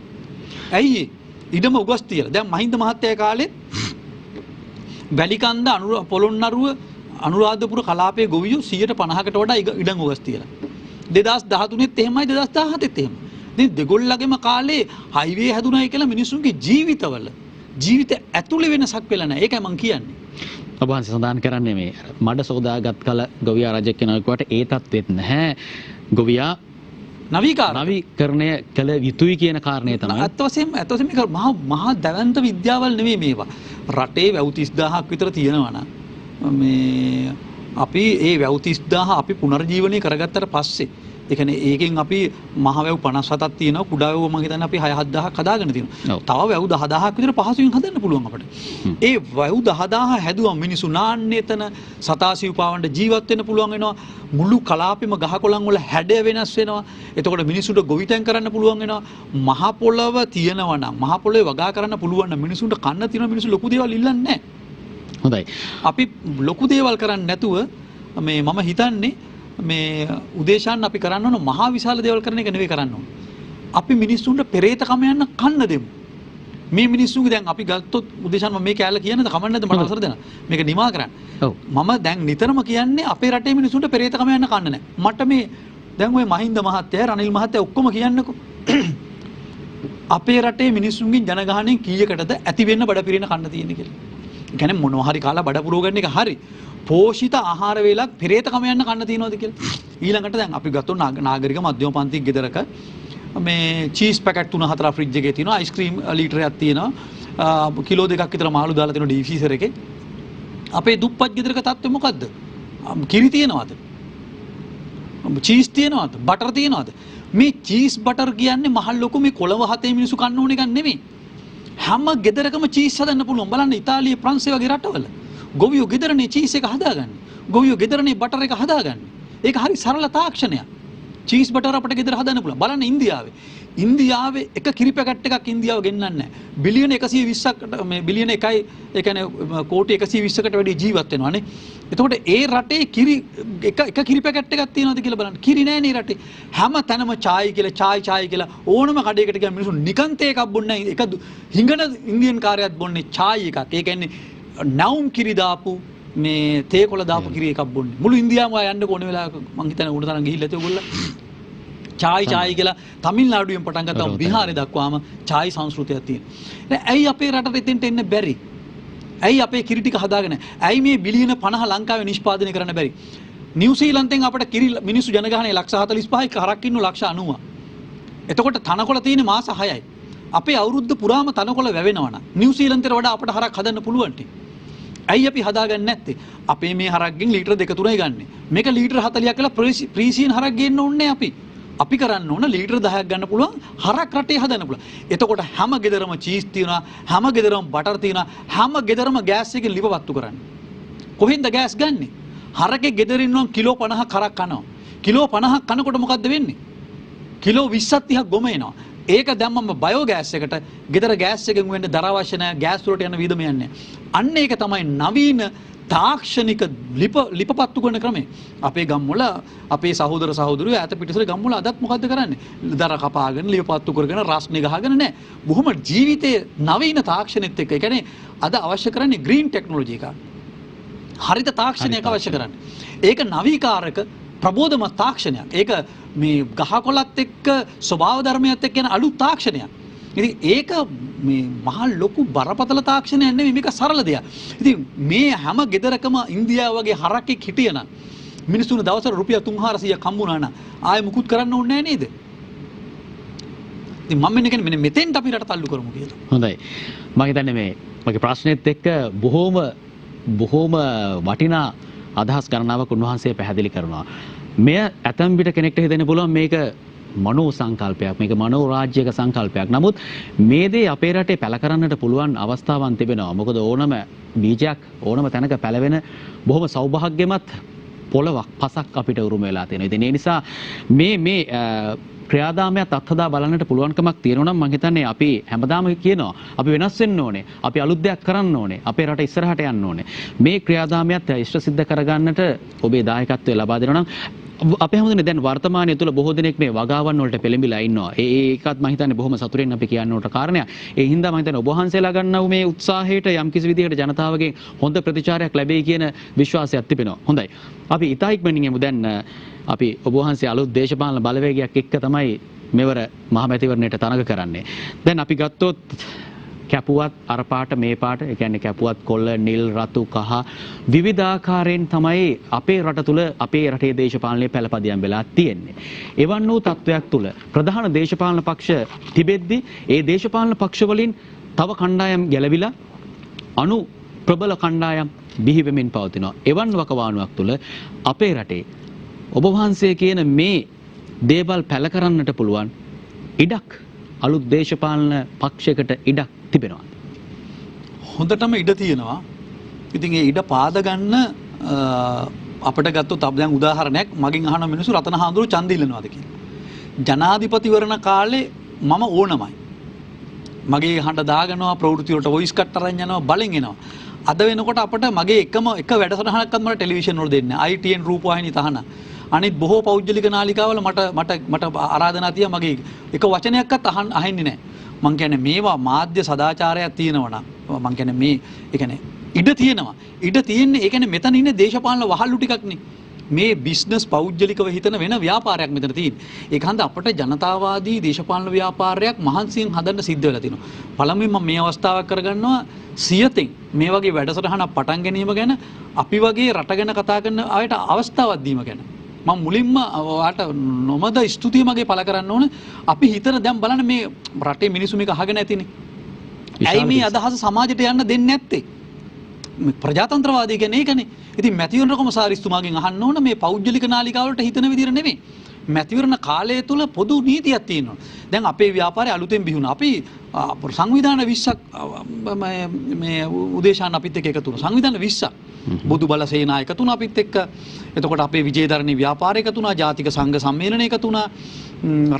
මොනවද සිහල රාවය එතකොට සිංහලයේ කියලා සංවිධානයක් එකතු වුණා. මේ වගේ සංවිධාන විශාල ප්‍රමාණයක් පරිසර ඒ කියන්නේ සුරකිමු ලංකා ඔය වගේ සංවිධාන විශාල ප්‍රමාණයක් අපිත් එක්ක එකතු වුණා. එතකොට ඒ සංවිධාන 20ක් රටේ විශාලම රටේ ජාතික දේශපාලනය තුල හඬ නගපු සෑහෙන පිරිසක් අපිත් එක්ක එකතු වෙලා තියෙනවා. තරුණයෝ දැන් මේගොල්ලන්ට තාම තේරුනේ අපේ කුමන්ත්‍රණය කළා අපේ නාම යෝජනා පත්‍ර කැන්සල් කර කුමන්ත්‍රණ කරුව දාලා අපි කලබලේ කොරෝනා වෛරස් යටතේ මේ නිවාඩු දවසක කැඳෙව්වි ඡන්දේ. ඉතින් අපිට කලබලේ මේක කරගන්න අමාරු වුණා. ඔබ දන්නවා ඒ කියන්නේ අපිට මිනිස්සු කැඳව ගන්න බෑ. විවිධ ප්‍රශ්න ගොඩක් ඒක හන්ද අපේ දිස්ත්‍රික්ක ප්‍රධාන දිස්ත්‍රික්ක දෙකක අපිට නොමිනේෂන් අහිමි වුණා. අපි දිස්ත්‍රික්ක ඇත්තටම 20ක අපි ඡන්දේ 19ක අපි ඡන්දේ ඉල්ලනවා. ඉතින් ඒ දිස්ත්‍රික්ක 19 අපේ ව්‍යාපාරයට සංවිධාන 20ක් අපිත් එක්ක එකතු වෙලා තියෙනවා. ඉතින් අපේ සංවිධානට එකතු වෙන කුඩා සංවිධාන, පොඩි සංවිධාන. එතකොට රටේ මාධ්‍යවල රැල්ලක් හදාගන්නේ නැතුව හරි අමාරු තමයි අපට. හැබැයි මේ අභියෝගය අපි ජය ගන්න ඕන. අපි දිනුවත් පෙරදුනා. සමහරට අපිට ඒක ආසනයක් ගන්න නොල වෙන්නත් පුළුවන්. සමහරලාට මේගොල්ලන්ට තරු වීසි වෙන ප්‍රතිඵලයක් ජනතාව දෙන්නත් පුළුවන්. මොකද අර හීන්සරේ කියලා කතාවක් තියෙනවනේ. අපිට අපි අර කුමාරතුංග උණුදාස මහත්තයා කතා තුන හීන්සරේ කියලා. ඉතින් ඒ වගේ මේ අපිට හත් පණක් තියෙනවා. අපි මැරුණත් මැරෙන්නේ නැහැ අපි. මැරුණා වගේ ඉඳලා අපි නැගිටිනවා අපි. ඒ හත් පණ එකෙන් කිව්වේ ඒකනේ අපිට නැගිටින්න පුළුවන්. ඉතින් අපි සංවිධාන අපි වැටෙන්නේ නැහැ. ඉතින් අපේ ව්‍යාපාරය ඒ කියන්නේ උදේශාන්න අහන ප්‍රශ්නය අලුත් ව්‍යාපාරේ ඉඩක් තියෙනවද කියලා. හොඳටම ඉඩ තියෙනවා. UNP කෑලි දෙකක් ප්‍රතිපත්තියක් නැතුව. දැන් මඤ්ඤන්නේ ඇත්තටම මඤ්ඤන් කියලා නේ කියන්න ඕන. මේ මඤ්ඤන් කියන වචනේ ආයේ පෘතුගීසි කාලේ මොකද පෘතුගීසි භාෂාවේ ඤඤ්ඤුන් ශබ්ද වැඩි. ඒතර මිනිසුන්ට තේරෙන්නේ නැතර මඤ්ඤන් කො. ඉතින් මේගොල්ලගේ දේශපාලනේ මඤ්ඤන් දේශපාලනය. ඤඤ්ඤුන් කියලා මිනිසු ගුවම මිනිසු ගුව මඤ්ඤන් කියලා මේක. පොඤ්ඤා පඤ්ඤා අරම මේ තේරෙන්නේ නැහැ නේ. ඒ වගේ වචන. ඉතින් මේගොල්ලගේ දේශපාලනේත් මඤ්ඤන් දේශපාලනයක් තියෙන්නේ. මොකක්වත් ප්‍රතිපත්තියක් නැහැ. එක්කෙනෙක් දෙන්නෙක් ඉන්නෝ හීනූල් කාර්යෝ. රනිල් ගොළු එකක් තියෙනවා. යාට දර්ශනයක් තියෙනවා. යා අපිට එකඟ වෙන්න ඕන දර්ශනයක් තියෙනවා. අනික කවුරුම මොනවද දන්නේ නැහැ. මොකද බොළු අදහසක් නැහැ ඒගොල්ලන්ට. මහින්ද මහත්තයා ඉතින් උත්සවකාරයෙන් හොඳ රැස්වීම වලට එක්කන් යන හොඳයි. එතුමන්ට දේශපාලන දර්ශනයක් නැහැ. එතකොට ගෝල බාලේ වටේ ඉන්න ඇට ඔය දිස්ත්‍රික් නායකයෝ කවුද කියලා බලන්න. දැන් ඔයගොල්ලෝ ඇමතිවරුනේ. දැන් බලන්න මම කැමති නැහැ ඒගොල්ලෝගේ නංගන් කියන්නේ. ගලන්න දිස්ත්‍රික්කෙන් දිස්ත්‍රික්කට දාලා කවුද මේ දිස්ත්‍රික්ක නායකයෝ කියලා. ඒගොල්ලෝ මොනවද කතා කරන්නේ? ඒගොල්ලෝ ප්‍රබුද්ධ දේශපාලනයක් කතා කරන්න පුළුවන්ද? මොනතරම් හිස් මිනිස්සුද කියලා බලන්න. මේ ලයිස්තු වල මිනිස්සු නැහැ. මෙතන ලොකු රික්තයක් තියෙනවා. ඒ කියන්නේ මේ රට උගතුන්ගෙන් පිරිච්ච රටක්. දැනුවත්කමින් පිරිච්ච රටක්. අවාසනාවකට වගේ අපේ දැනුගත් මිනිස්සුන්ට සංවිධිත සමාජ ව්‍යාපාරයක් හදන්න බැරුව. හැදිච්ච ව්‍යාපාර දිය වෙලා ගියා. අපි උනත් හදපු ව්‍යාපාර විසිරලා ගියා. ඉතින් අපි කියන අපි එකට කනගාටු වෙනවා. නමුත් අපි වැටිලා නැහැ. අපේ ආත්ම ශක්තිය, අපේ ධෛර්යය ඉතුරු වෙලා තියෙනවා. ඉතින් ඉඩ තියෙනවා හොඳටම. අලුත් මේ දැන් මේ කතා කරන එක කිසි කෙනෙක් කතා කරන්නේ නැහැ. මම කියන්නේ අපි සමාජවාදයේ ගේනෝ ධනපතිය බංග කරනවා මේ කම්කරුවන්ට ජයග්‍රහණය ලබා දෙනවා. ඒ වගේ සටන් පාට මං කියන්නේ නැහැ. මං කියන්නේ ධනපතියා කියලා කියන්නේ කාර්යක්ෂම කුසලතාවයක් තියෙන මිනිස්සෙක්. ධනපතිය අපට අවශ්‍යයි. ඒ ධනපති ක්‍රමයේ ඇතුළෙම ධනපතියා බිහිවීම ඒක සමාජ සාධාරණත්වය ඇති කිරීම පාලනයේ වගකීම. අපි ශ්‍රීලංකාව වගේ රටක් ගත්තොත් ටැක්ස් සිස්ටම් එක, ස්වීඩන් වගේ රටක් ගත්තොත් ටැක්ස් සිස්ටම් එක හදපු විදිහ හරිම හොඳයි ඒගොල්ලෝ. ඒ කියන්නේ අධික ධනයක් තියෙනකොට ඒ ධනය ටැක්ස් මාර්ගයෙන් අරගෙන ඒක මහජනයාගේ සුබ සාධනය සඳහා දෙන හොඳ වැඩ පිළිලක් තියෙනවා. ඒ වගේම ධනපති ක්‍රමයක්, ඒ වගේම සමුපකාර ක්‍රමයක් අපි ඉක්මනින් මේක ආබද්ධ කරන්න ඕනේ. අපි ඒ සමුපකාර මොඩල් එකක් පිළිබඳව ලෝකෙම තියෙන සාකච්ඡාව අපි දන්නේ නැහනේ. දැන් ආජන්ටිනාව වල, බ්‍රසීල් වල, ඇමරිකාවේ, එංගලන්තේ විශේෂයෙන්ම එංගලන්තේ මම අතකල් ලොකු සාකච්ඡාවක් ඇති වුණේ සම්බන්ධයෙන් කෝපරේටිව්, ඒගොල්ලෝ කිව්වා කෝපරේටිව් ඉකොනොමි කියලා. ඒගොල්ලෝ කිව්වා පීපල්ස් ඇන්ඩ් කෝපරේටිව් ඉකොනොමි කියලා. ඒක විශේෂයෙන්ම දැන් බලේ නැති වුණා. ඒක ලේබර් පක්ෂය, ඒක එංගලන්තේ ප්‍රධාන පක්ෂය. ඒගොල්ලෝ කිව්වා දැන් ඒගොල්ලෝගේ ආර්ථිකය නියෝ ලිබරල් එකෙන් සම්පූර්ණයෙන් ගැලවිලා කෝපරේටිව් පීපල්ස් ඉකොනොමි එකට ඒගොල්ලෝ යනවා කියලා. ඒතර අපි කිව්වම අපට hina වෙනවා. මේ එංගලන්තේ සුද්ධු කියන්නේ. හැබැයි මම මෙහෙම කිව්වම එහෙම කියලා මගෙන් අහනවා පාර්ලිමේන්තුවේ එහෙම කියලා තියෙනවා එංගලන්තේ මේ ලේබර් පක්ෂය. මම කිව්වා කියලා තියෙනවා. ඉතින් කෝපරේටිව් ගොම අපේ මිනිසුන් මතක් වෙන අර මැතිනි කාලේ සමුපකාර කඩේ නියෝබෝ වෙලා වගේ කතන්දරයක්. සමුපකාර ක්‍රමය කියලා කියන්නේ එහෙම එකක් නෙවෙයි. සමුපකාර ක්‍රමය කියන්නේ දැන් අපි හිතමු කොම්පැනියක් අසාර්ථක නම් කොම්පැනියේ බලය රජයට ගන්නෙ නැතුව පුජ්‍යලික කාට හරි විකුණන්නේ නැතුව එතන ඉන්න ඉංජිනේරුවන්ට සහ සේවකයන්ට කොටස් දීලා ඒකට කියනවා ජනතාවට දීම කියලා. දැන් අපි හිතුව ලංගමන මාතර ලංගම කියලා ගමු. මගේ පළාතේ ලංගම මාතර ලොකු ෂෙඩ් එකකුත් තියෙනවා. එතනම පරණ කබල් වෙච්ච ගරාජ් එකක් තියෙනවා. හිතා ගන්නත් බෑ. දැන් මේ දේශපාලනඥයෝ මේකට දානවා එක එක අය. පන්දකාරයෝ තරස්සා හැටියට. ඉතින් ඒ ආයතන කවදාවත් දිනු වෙන්නේ නැහැ, සේවකයෝ වැඩි. අපි කරන්න ඕන සේවකයෝ ගැනීම, තත්ත්ව පරීක්ෂණ ඔක්කොම ටික කරන්න ඕනේ ඒ එතන ඉන්න කලමනාකරණය. ඒගොල්ලන්ට ඒ වගේ ආයතන රටේ තියෙනවා. දැන් අපි ගත්තොත් වික්‍රමාරච්චි ආයුර්වේද මධ්‍යස්ථානය එහෙම පුජ්‍යලික සමාගමක් නෙවෙයි, ඒක සාමූහික සමාගමක්. කෝපරේටිව් සිස්ටම් එකක් වගේ. අන්න ඒ විදිහට අපේ ආයතන පද්ධතියක් අපි හැදෙන්න ඕනේ. එතකොට දැන් අපි ඕනම ආයතන ලංගම කියලා ගත්තොත් ලංගම දෙන්න ඕන, රජයේ ඇමතිවරයා ඕනේ නැහැ ඒකට. මේ මිනිසුන්ට ඒ වැඩේ කරන මේ මෝඩ ඇමතියෙක් එතන ඉඳගෙන මේක කණ එකනේ කරන්නේ. ඊළඟට දූෂිත නිලධාරි රැල්ලකුයි මෝඩ ඇමතියෙකුයි ඉන්නවා. මෝඩ ඇමතියට කවුරු හරි කිව්වොත් සර් චීනෙන් බස් ටිකක් ගෙන්න ගත්ත ෂෝක් කියලා, එහෙනම් චීනෙන් බස් ගෙන්නපුවා යාට කොමිස් මුදලක් දෙන කම්පැනියෙන් ඇවිල්ලා. ඒත් ගේන කොට සල්ලි නිලධාරියට සල්ලි ඔන්න ඔය විදිහට තමයි රට යන්නේ.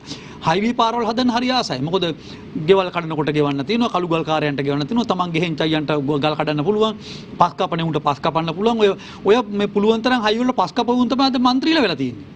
ඕක තමයි ඇත්ත. මේ රටේ ඇත්ත ඒක. උගත්කමක්වත් උපාධියක්වත් තියෙන මිනිස්සු නෙමෙයි. පස් කපපු මූර්මියෝ ඉන්නේ මෙතන පාර්ලිමේන්තුවට ඇවිල්ලා. මම බහදිලියෝ කියනවා. ඉතින් ඒක නිසා මේ මෙතන හදන්න ඕන දේශපාලනේ ඒ විදිහට නෙමෙයි.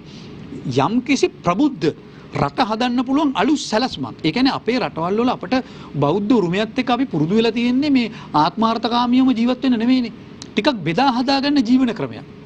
ආගන්තුක සත්කාරයට ලැබි බෙදා හදාගන්න එන්නේ අපේ ඇඟ ඇතුලේ තියෙන අපේ බෞද්ධ දර්ශනෙන් උරුම වෙච්ච අපේ හර පද්ධතිය නැත්නම් අපි කරන වැලියු සිස්ටම් එකක් තියෙනවා අපිට. ඒ සංස්කෘතික වටිනාකම් පද්ධතියට ගුණාත්මක අගයක් ලැබෙන ආර්ථ ක්‍රමයක් කියන ලිබරල් ආර්ථ ක්‍රමය කියන්නේ එතන මිනිස්සු නැහැනේ. ඔක්කොම සත්තු. මම දකින්නේ චීන ආර්ථිකයේ තියෙන ලොකුම කඩාවැටීම තමයි එතන මනුෂ්‍යත්වයක් නැහැ යන්ත්‍ර සූත්‍ර. මනුෂ්‍යත්වයක් නැහැ. මිනිස්සු නිකන් මේ ආර්ථික සත්තු ඒගොල්ලෝ. ගනුදෙනු තියෙන්නේ ඔක්කොම. ඉතින් හැබැයි එවැනි විදියට මිනිස්සු කඩාවැටුනම ඒ මනුෂ්‍යත්වයේ කියන එක ආපහු ගොඩ නගන්න බෑ අපට. ඒ සත්තු වෙච්ච එක වෙනස් කරන්න බෑ. සමාවෙන්. ඒක හන්ද අපි කරන්න ඕන මනුෂ්‍යත්වයේ මත පදනම් වෙච්ච මානුෂික හරයක් විනාශ නොවෙන පෞද්ගලිකංශය හා කෝපරේටිව් සිස්ටම් එක බලවත් වෙන මහා බැංකුව වෙනුවට කුඩා පරිමාණ බැංකු බලවත් වෙන අර්ථ ක්‍රමයක් කරා රට හසුරුවන්න ඕන. ඒකෙන්ම පමණයි මේ රට ගොඩ ගන්න පුළුවන්. රට ගොඩනැගීම සඳහා වන දැවැන්ත වැඩපිළිවෙලක් අපේ ජනබල පක්ෂය සතුව තිබෙනවා. ඒ වැඩපිළිවෙල ක්‍රමක්‍රමයෙන් මහා විශාල පරාසයක් කරා දිවෙනවා. කෙටි කාලයක් තුල කණ්ඩායමක් එකතු කරගෙන බිහි කරගත්තත් මේ වන විට අපේ ජනබල පක්ෂයේ තිබෙන අපි කිව්වොත් ඒ විෂන් එක මේ දැක්ම මහා පුළුල් දැක්මක් බවට පත් වෙලා තියෙනවා. ඒ පිළිබඳවයි අද අපි මේ කතා කරමින් සිටින්නේ. අපි ඊටම වටිනා වූ කරුණු කාරණා රසක් පිළිබඳව අද සාකච්ඡාවේදී අවධානය යොමු කළා. විශේෂයෙන්ම අපේ ජනබල පක්ෂයේ මේ දැක්ම කුමක්ද? ඇයි ඔවුන් දේශපාලන ප්‍රවේශයක් ලබා ගන්නේ? මේ වෙලාවේ බොහොම ප්‍රබල තරඟයක් තියෙනවා. ප්‍රධාන දේශපාලන පක්ෂ කැඩී බිඳී ගොස් තිබෙන අවස්ථාවක්. හැබැයි පරණ දේශපාලන නායකින්ම 225 දෙනාම ගත්තොත් ඒ අතරින් විශාල පිරිසක් මෙවර ඡන්දෙ ඉදිරිපත් වෙලා ඉන්නවා. එවන් වකවානුවක් තුළ තවත් පැත්තකින් උගත් වියත් බුද්ධිමත් කණ්ඩායමක් මැතිවරණට ඉදිරිපත් වන කාල සීමාවක්. ඒ කාල සීමාව තුළ අපේ ජනබල පක්ෂය ඇයි මේ විදිහට මැතිවරණයට ඉදිරිපත් වෙන්නේ? විශේෂයෙන්ම පූජ්‍ය අතුරුලිය රතන හිමියන් මේ වන විට ක්‍රියාකාරී දේශපාලනය තුළ සිටින විශේෂයෙන්ම පාර්ලිමේන්තුව වැඩිම කාලයක් නියෝජනය කරමින් වර්තමානයේ තුලත් පාර්ලිමේන්තුව නියෝජනය කරන භික්ෂුන් වහන්සේ නමක්. උන්වහන්සේ විවිධ අවස්ථාවලදී පුදුමාකාර විදිහට විශේෂ චරිතයක් බවට පත් වුණා. එක් කාල සීමාවන් වලදී අපේ දේශපාලන වේදිකාව තුළ සහ දේශපාලන චරිත එක්ක ගන්නකොට. එවන් බොහොම වටිනා වූ කාල සීමාවක් ගත කරමින් පැමිණ ප්‍රබල දේශපාලන පක්ෂ එක්ක ඇවිල්ලා අපේ ජනබල පක්ෂය අලුත් පක්ෂයක් උන්වහන්සේ පිහිටවා ගන්න. ඇයි කියන කාරණය පිළිබඳව දීර්ඝ වශයෙන් සාකච්ඡා කළා. හොඳයි. අපේ හැමදෙන්නේ මට තියෙන දැන් පුංචි චෝදනාවක්. ඔබ වහන්සේත් එක්ක මෙච්චර මේ කතා කරපු කාල සීමාව තුළ මම සටහන් කරගත්තා. හයිවේ හදන එකට විරුද්ධව ඔබ වහන්සේ අදහස් දක්වනවා. පාරවල් හදන එකට විරුද්ධව අදහස් දක්වනවා. සංවර්ධනයට යම් කිසි ආකාරයකට විරුද්ධව අදහස් දක්වන අපි දැක්ක ප්‍රවෘත්ති සාකච්ඡාවලදී අද පැවති ගම්පහ ප්‍රදේශයේ පක්ෂ කාර්යාලය විවෘත කිරීමේ අවස්ථාවේදී දැක්කා මේ සංවර්ධනය පිළිබඳ විවේචනාත්මක අදහස් ඉදිරිපත් කරනවා. එතකොට ඔබ වහන්සේ දැඩිව අදහස් ඉදිරිපත් කිරීමක් කරනවා මේ ගල් අඟුරු බලාගාරය ඉදි කිරීම. සූර්ය ශක්තිය තුලින්ම අපි කොහොමද මේ අපේ රටේ තියෙන බල ශක්තිය අර්බුදය විසඳාගන්නේ? ඔබ වහන්සේ මේ බොහෝමයක් දේවල් වලට විරුද්ධව අදහස් දක්වනවා. ඒතර ඔබ වහන්සේ කැමැත්ත දක්වන්නේ මොනවටද? මොකද්ද දැන් විශේෂයෙන්ම ගත්තොත් අපේ රටේ බල ශක්තිය අර්බුදය ඉතාම දරුණුයි. කොයි වෙලාවෙ කරන්ට් එක කැපෙයිද කියලා කියන්න බෑ. නොදන්නාම ලයිට් කපලා යනවා. ඔබ වහන්සේ කියනවා ගල්ලංගුරු බලාගාරය එපා කියලා. අපිට මොකද්ද පිළියන්නේ? ඇත්තටම දැන් ඔබ අහපු ප්‍රශ්නේ උදේශාන් ඉතාම හොඳයි. අපි ගත්තොත් එහෙම ලෝකේ ගල් අඟුරු සහ තෙල් ඉවත් කරන්න කියලා තීන්දුව ගත්තේ තීරණාත්මක තීන්දුව 2015 දී. ගල් අඟුරු තියෙන රටවල් මහා බලාගාර තියෙන ජර්මනිය වගේ රටවල් තමන්ගේ ගල් අඟුරු බලාගාර අකුල ගත්තා. ඒක මුළු ලෝකෙම දන්න දෙයක්.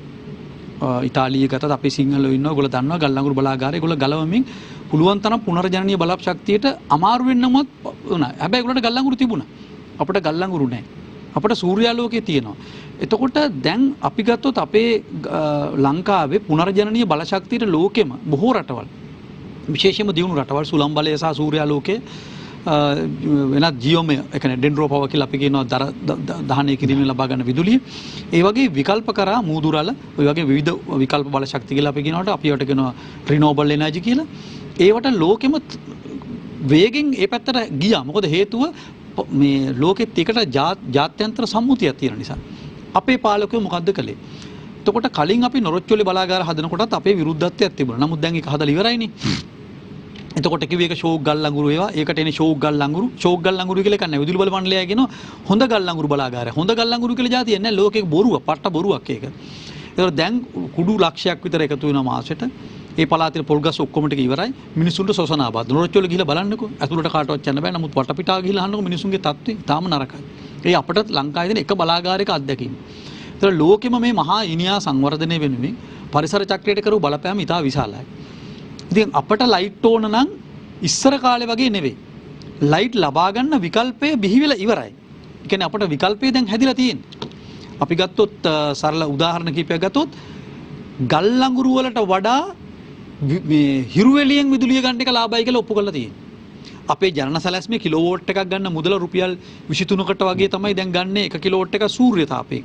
ගල් ලඟුරුවෙන් රුපියල් 15යි කියලා කියනවා. හැබැයි මෙහෙම කොට මේකේ ඇත්ත. ඒ කියන්නේ මේකට දෙන සහන ණය පහසුකම් ඔක්කොම අරගෙන බැලුවම සූර්යාලෝකේ ලාභයි.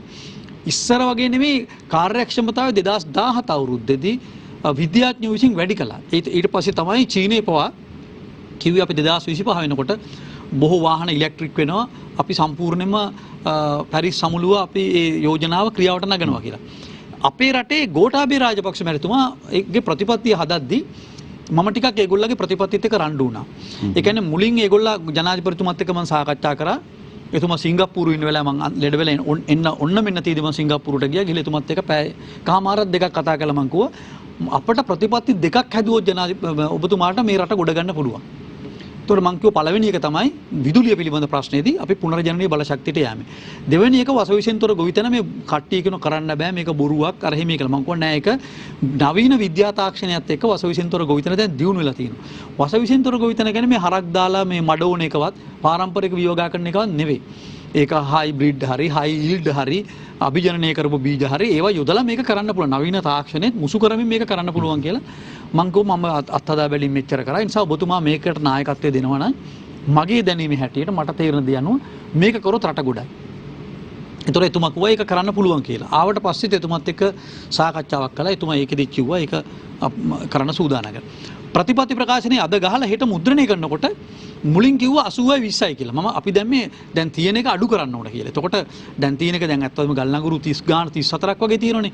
ඒ කියන්නේ ගල් ලඟුරු වලින් 134ක් අපි විදුලිය ලබා ගන්නවා. එතකොට දෙක එක්කව කරාම 164ක්. ඒ කියන්නේ දැවි තෙල් සහ ගල් ලඟුරු දෙක එක්කව කරාම 34 විතර 68ක් විතර 68ක් 70ක් විතර වෙනවා. ඊට පස්සේ මම කිව්වා දැන් එහෙනම් ගල් ලඟුරු බලාගාර වලට යන්නේ නැතුව ඒගොල්ලෝ එකඟුණා. එතකොට ජනාධිපතිතුමාගේ ප්‍රතිපත්ති ප්‍රකාශනයේ මුද්‍රණය කරනකොට අර එකඟතාවයේ කඩලා මං කිව්වා මේක දැම්මේ නැත්තම් මම එන්නේ නැහැ. මම විරුද්ධව ප්‍රකාශයක් කරනවා කියලා. ඊට පස්සේ ඒක කලබලයට දැම්මා. දැන් ඒක දාලා තියෙන්නේ. ඒ දාලා තියෙද්දි පෙබරවාරි මාසේ මේ හදිසි තත්ත්වය පාවිච්චි කරලා තවත් මෙගාවොට් 300ක ගල් ලඟුරු බලාගාරයක් ගේන්න තීරණය කළා තියෙනවා. මම පාර්ලිමේන්තු ගියත් නොගියත් මොනසක් විතරවත් ලංකාවේ ගල් ලඟුරු බලාගාර දාන්න දෙන්නේ නැහැ. ඒක ස්ථිරවම ස්ථිරයි. ඒක කරන්න දෙන්නේ නැහැ. පුළුවන් නම් ජනාධිපතිතුමා හරි ජනාධිපතිතුමාටත් මම අභියෝග කරනවා ඔයාට කරන්න දෙන්නේ නැහැ ඒක අපි. ඔය කැබිනට් පත්‍රිකාව ක්‍රියාවට නගන්න දෙන්නේ නැහැ. එහෙම කරනවා නම් අපේ මරණින් තමයි ඒක කරන්න වෙන්නේ. මොකද ඒක ඊටාම තීරණාත්මක කරට. ඒ වගේම ඒ තීන්දුව සම්බන්ධයෙන් ඒගොල්ලෝ ඊළඟට අපි ගෙනාව එක තමයි ජනාධිපතිතුමාට කිව්ව තුන්වෙනි කාරණේ එක රටක් එක නීතියක් කියලා. ඒතර ගල් ලඟුරු බලාගාර පිළිබඳ ප්‍රතිපත්තිය ලිව්වෙත් මම. වසවිසෙන්තර ගොවිතැන පිළිබඳ ප්‍රතිපත්තියේ සෞභාග්‍ය දැක්මට ලිව්වෙත් මම. ඒතර මගේ වචන මං ලියපු අදහස් තමයි ඒක තියෙන්නේ. වසවිසෙන්තර ගොවිතැනටත් එකඟුණා. ඒකට නම් තාම මුකුත් වෙලා නැහැ මොන කරයිද කියලා මම දන්නේ නැහැ. ඉස්ලාම් ප්‍රශ්නේ එක රටක එක නීතියක් කියලා. එක රටක එක නීතියක් නම් මොකද්ද? අවුරුදු 13 දරුවෝ අවුරුදු 28 30 40 මුස්ලිම් අය කසාද බැඳ ගන්නවා. බැඳපු ගමන් මුස්ලිම් ආගමට හරවනවා. 199%ක්ම මුස්ලිම් තරුණයෝ බැඳපු සිංහල කාන්තාව මුස්ලිම් ආගමට හරවලා තියෙනවා. සාමාන්‍යයෙන් ස්වභාවයක් විදිහට මුස්ලිම් කාන්තාව සිංහල තරුණයෝ බැඳපු ප්‍රතිශතය හරි අඩුයි. ඒක සාමාන්‍යයෙන් වෙලා නැහැ. එහෙම වුණාම බෞද්ධත් වෙලා තියෙනවා. හැබැයි ප්‍රතිශතයක් විදිහට හුඟක් අඩුයි. දැන් ඒක නෙමෙයි ප්‍රශ්නේ. අවුරුදු 13 ඉස්කෝලේ යන දරුවා මුස්ලිම් තරුණයෙක් බැඳගත්තට පස්සේ තරුණයෙක් කොන් නාකිමිනියෙක් හරි. පොලිසියට ගියාම අහනවා ඕගොල්ලෝ ආගමට මාරු කළාද? එතකොට කියන ගෑනු ළමයා කියනවා ආගම මාරු කර. ඔව් මාරු කරයි ළමයා ඔළුව අනනවා. මෙයා මුස්ලිම් වෙලාද? ඔව් කතාවද බැඳ කාති උසාවියේ බැඳ. කාති. ඔව් එහෙනම් කාති උසාවියේ ප්‍රශ්න විසඳගන්න. අම්මා අහනවා මගේ දරුවා මං ඉස්කෝලේ යවන්නේ කොහොමද හෙට දවසේ? කරන්න දෙයක් නැහැ දැන් බැදලා ළමයා කැමතිනේ. අම්මා අහනවා ළමයාගෙන් කැමතිද? ළමයා උඩමින් බලන් ඉන්නවා. මේ වගේ මහා ඒ කියන්නේ රටක්ද මේක? මේ වගේ සිද්ධි අනුවේදනීය සිද්ධි 100 ගාණක් මට වාර්තා කරන්න පුළුවන්. මාතලේ අම්මා කෙනෙක් මට නිතරම කතා කරලා කියනවා අනේ හාමුදුරනේ දරුවෝ ඉන්න තැනවත් දන්නේ නැහැ. දැන් කෙල්ලට අවුරුදු 15ක් ඉඳි දැන් අවුරුදු 2ක් වෙන මුස්ලිම් මිනිහෙක් අරගෙන ගියා දරුවා පොලිසියට ගියා මට මෙන්න මේ වගේ අකරතැබ්බයක් වුණා. ඒ මන් දන්න මට නිශ්චිතව ආපු එක කේස් එක. මඩ කලපුවේ දෙමළ මිනිස්සුන්ට මාතලේ නුවර සිංහල මිනිස්සුන්ට බහුතරයක් වෙලා තියෙනවා. මාතර ගාල්ලෙත් වෙලා තියෙනවා. අපි කියන්නේ කාති උසාවි වහන්න ඕන. කාති උසාවි ඕන නම් ඒක ඒ මුස්ලිම් ප්‍රදේශවල තියෙනවා. හැබැයි මුස්ලිම් කාන්තාවක් හෝ යම්කිසි කෙනෙක් පොලිසියට ගිහලා පැමිණිල්ලක් කරොත් රටේ වළංගු එක නීතියයි. ඒ කියන්නේ අපේ තියෙන විවාහ නීතියටත් වෙන්න ඕනේ. ඒ අනුව කාති උසාවි වහන්න ඕන එක රටක් එක නීතියක් කිව්වනේ. දැන් මේගොල්ලෝ බලයට ඇවිල්ලා කැබිනට් එකකට ගල්ලංගුරු බලාගාර හදන පත්‍රිකා දැම්මනා. හරි ඒකට පත්‍රිකා දාලා තියෙනවනේ මේගොල්ලෝ. ඇයි මේගොල්ලන්ට බැරි කාති උසාවි වහන්න මේ කැබිනට් එකක් ගේන රට ජනතාවට කිව්වනේ කරනවා කියලා. ජනතාවගේ දැවෙන ප්‍රශ්නයක් ඒකනේ. රටේ දැවෙනම ප්‍රශ්නේ මොකද්ද? ගෝඨාභය රාජපක්ෂ මැතිතුමාට ඡන්දය දුන්නේ. මම හිතනවා අපේ උපවාසය නිසා තමයි හිස්බුල්ලා මේ ආණ්ඩුවට ආවේ නැත්තේ. නැත්තම් රිෂාඩ් බදුදුනුයි හිස්බුල්ලායි දෙන්නා මේ ආණ්ඩුව ඇමතිවරු වල තමයි නවතින්නේ. ඒක නැවතුනේ අපේ උපවාසය නිසා. අපේ උපවාසය නිසා තමයි ජනතාව පිබිදිලා සිංහල ජනතාව කෙලින් හිටගෙන ගෝඨාභය රාජපක්ෂ මහත්තයාට ඡන්දෙ දුන්නේ. එතකොට මේගොල්ලන්ගේ යුතුයකමක් තියෙනවා නේද? මේ මද්‍රසා පාසල් වහන්න. ඇයි රතන හාමුදුරුවෝ මද්‍රසා පාසල් වහන්න කියලා කියන්නේ? මම ඊළඟට එන්න හිටු ප්‍රශ්නය අතරම. මදසා පාසල් ඔබ වහන්සේ දීර්ඝව කතා කරපු සහ දීර්ඝ සටනක් කරපු මාතෘකාවක්. දැන් වර්තමානය තුළ මේ මැතිවරණ කාල සීමාවෙ හින්දා බොහෝ දෙනෙක් බොහෝ දේවල් අපි විවෘතව කතා කරමු. බොහෝ දෙනෙක් බොහෝ දේවල් කතා කරන්නේ නැහැ. සමහරවිට අමතක කරනවා. දැන් මට ප්‍රශ්නයක් තිබුණා මම මේ ප්‍රශ්නේ ඊළඟට ඔබ වහන්සේට යොමු කරන්න ඉන්න වෙලාවේ ඔබ වහන්සේත් දැන් මේ කණ්ඩායමක් ඔබ වහන්සේ කණ්ඩායමක් මැතිවරණ ඉදිරිපත් වෙලා ඉන්නවා. දැන් මේ ඡන්දේ බලාපොරොත්තුෙන් මට තිබුණා ගැටලුවක් ඇත්තට මේ පිළිබඳව කතා නොකර සිටියේද කියලා. ඒ නිසාම මම ප්‍රශ්න යොමු කරන්න හිතේ මද්‍රසා පාසල් මේ තත්ත්වය සම්බන්ධයෙන් රටේ තියෙන ගැටලුකාරී තත්ත්වය සහ මීට එරෙහිව වහන්සේ ගෙනියන වැඩපිළිවෙල තවදුරටත් ගෙනියනවද? මේ අලුත් කණ්ඩායම හරහාත් මේ හඬ නගනවද? ඇත්තටම දැන් මද්‍රසා පාසල් ප්‍රශ්නේ සහරාන් නෙවෙයිනේ ප්‍රශ්නේ. සහරාන් ඌ බෝම්බ ගහලා මැරුණා. හැබැයි උගේ ගෝල බාලයෝ ටික ඔක්කොම අත්අඩංගුවට ගන්න. අපේ බුද්ධියන්ස වලට ඒගොල්ලෝ දඩයන් කරන්න පුළුවන්. ප්‍රශ්නේ තියෙන්නේ එතන නෙවෙයිනේ මේ උදේශාන්. ප්‍රශ්නේ තියෙන්නේ මද්‍රසා පාසල් වල උගන්වන්නේ මොනවද? මේගොල්ලගේ භාෂාව මව් භාෂ සෞදි අරාබිය විතර මාධ්‍ය බොහෝ තැන්වල. සමහර තැන්වල නැටුම් සංගීත ගෑනු ළමයින්ට තහනම්. මොකද්ද මේ රට? ක්‍රීඩා තහනම්, නැටුම් තහනම්, සංගීතයේ තහනම්.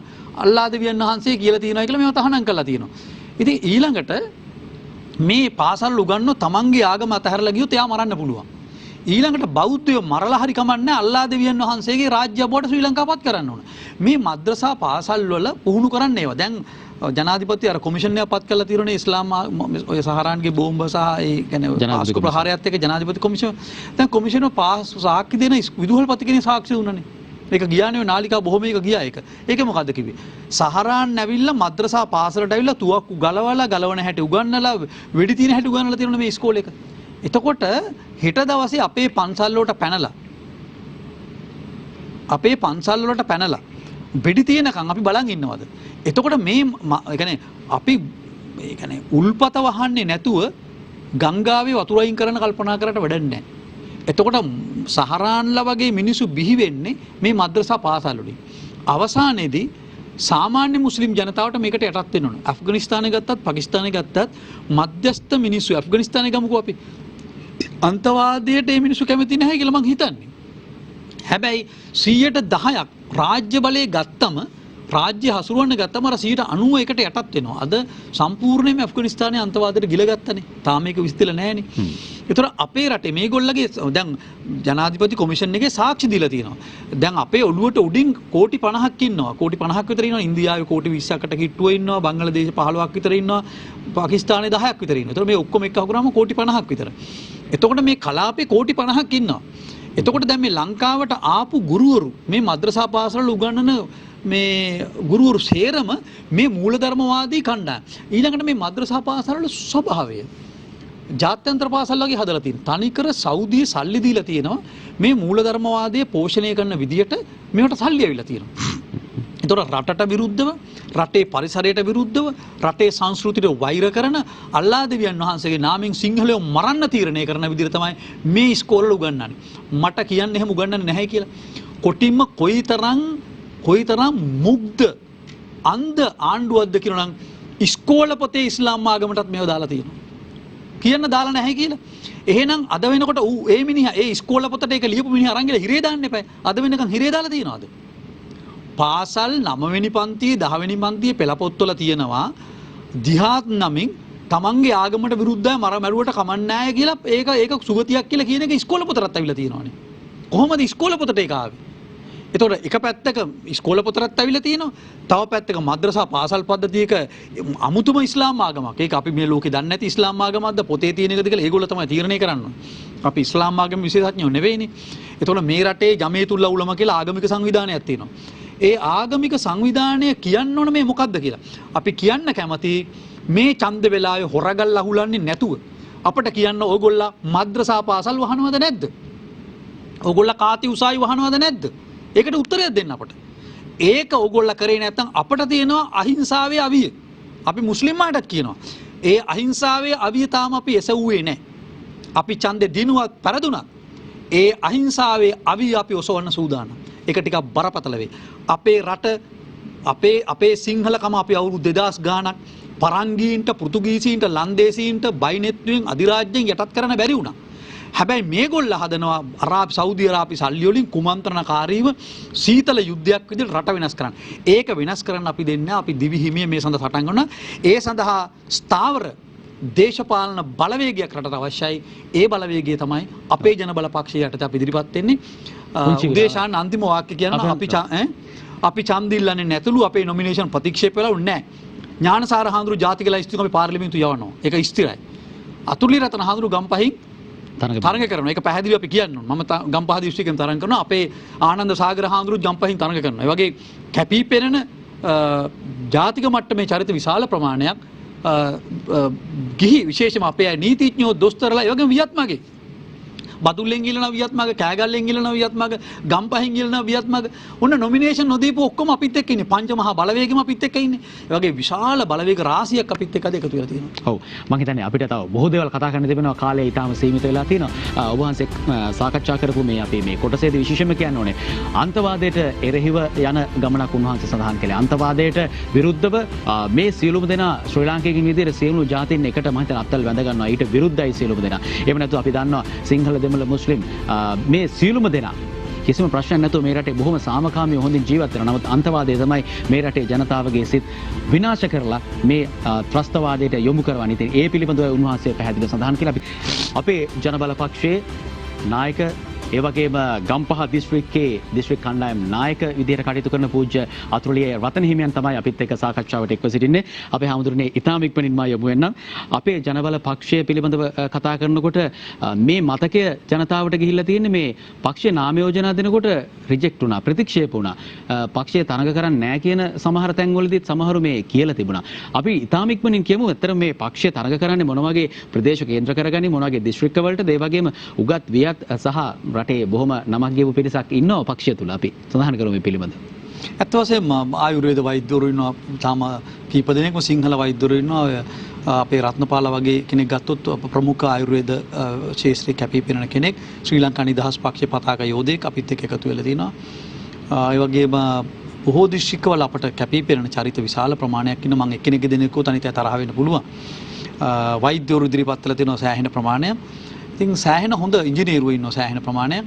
ව්‍යාපාරික කාන්තාව ඉන්නවා, ව්‍යාපාරික බලවේග තියෙනවා. ඒක හන්ද මම නංගන් කියන්නේ.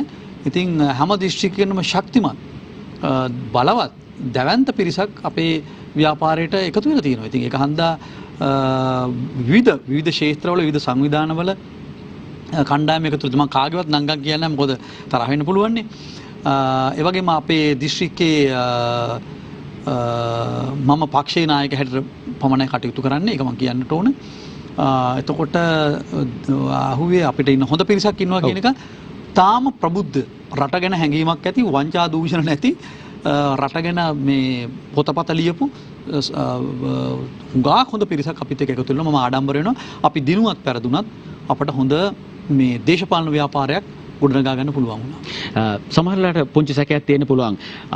යම් කිසි විදිහකට අපේ ජනවල් පක්ෂයට ලැබෙන മന്ത്രി ධූර ආසන අපි හිතමු ඒ ලැබෙන කීපයක් හෝ മന്ത്രി ධූර ආසන ලැබෙනවා. අපිම 4-5ක් ලැබුණා කියලා හිතමු. දැන් මොන දේ කරන්නත් බලය තියෙන්න ඕනේ. කාට හරි සහයෝගයක් දෙන්න එහෙම බලාපොරොත්තු වෙනවද? ඇත්ත වශයෙන්ම අපි බලාපොරොත්තු වෙන ආසන අවම වශයෙන් ආසන 10ක් ගන්න. ආසන 20ක් වුණොත් අපි හුඟක් සතුටු වෙනවා.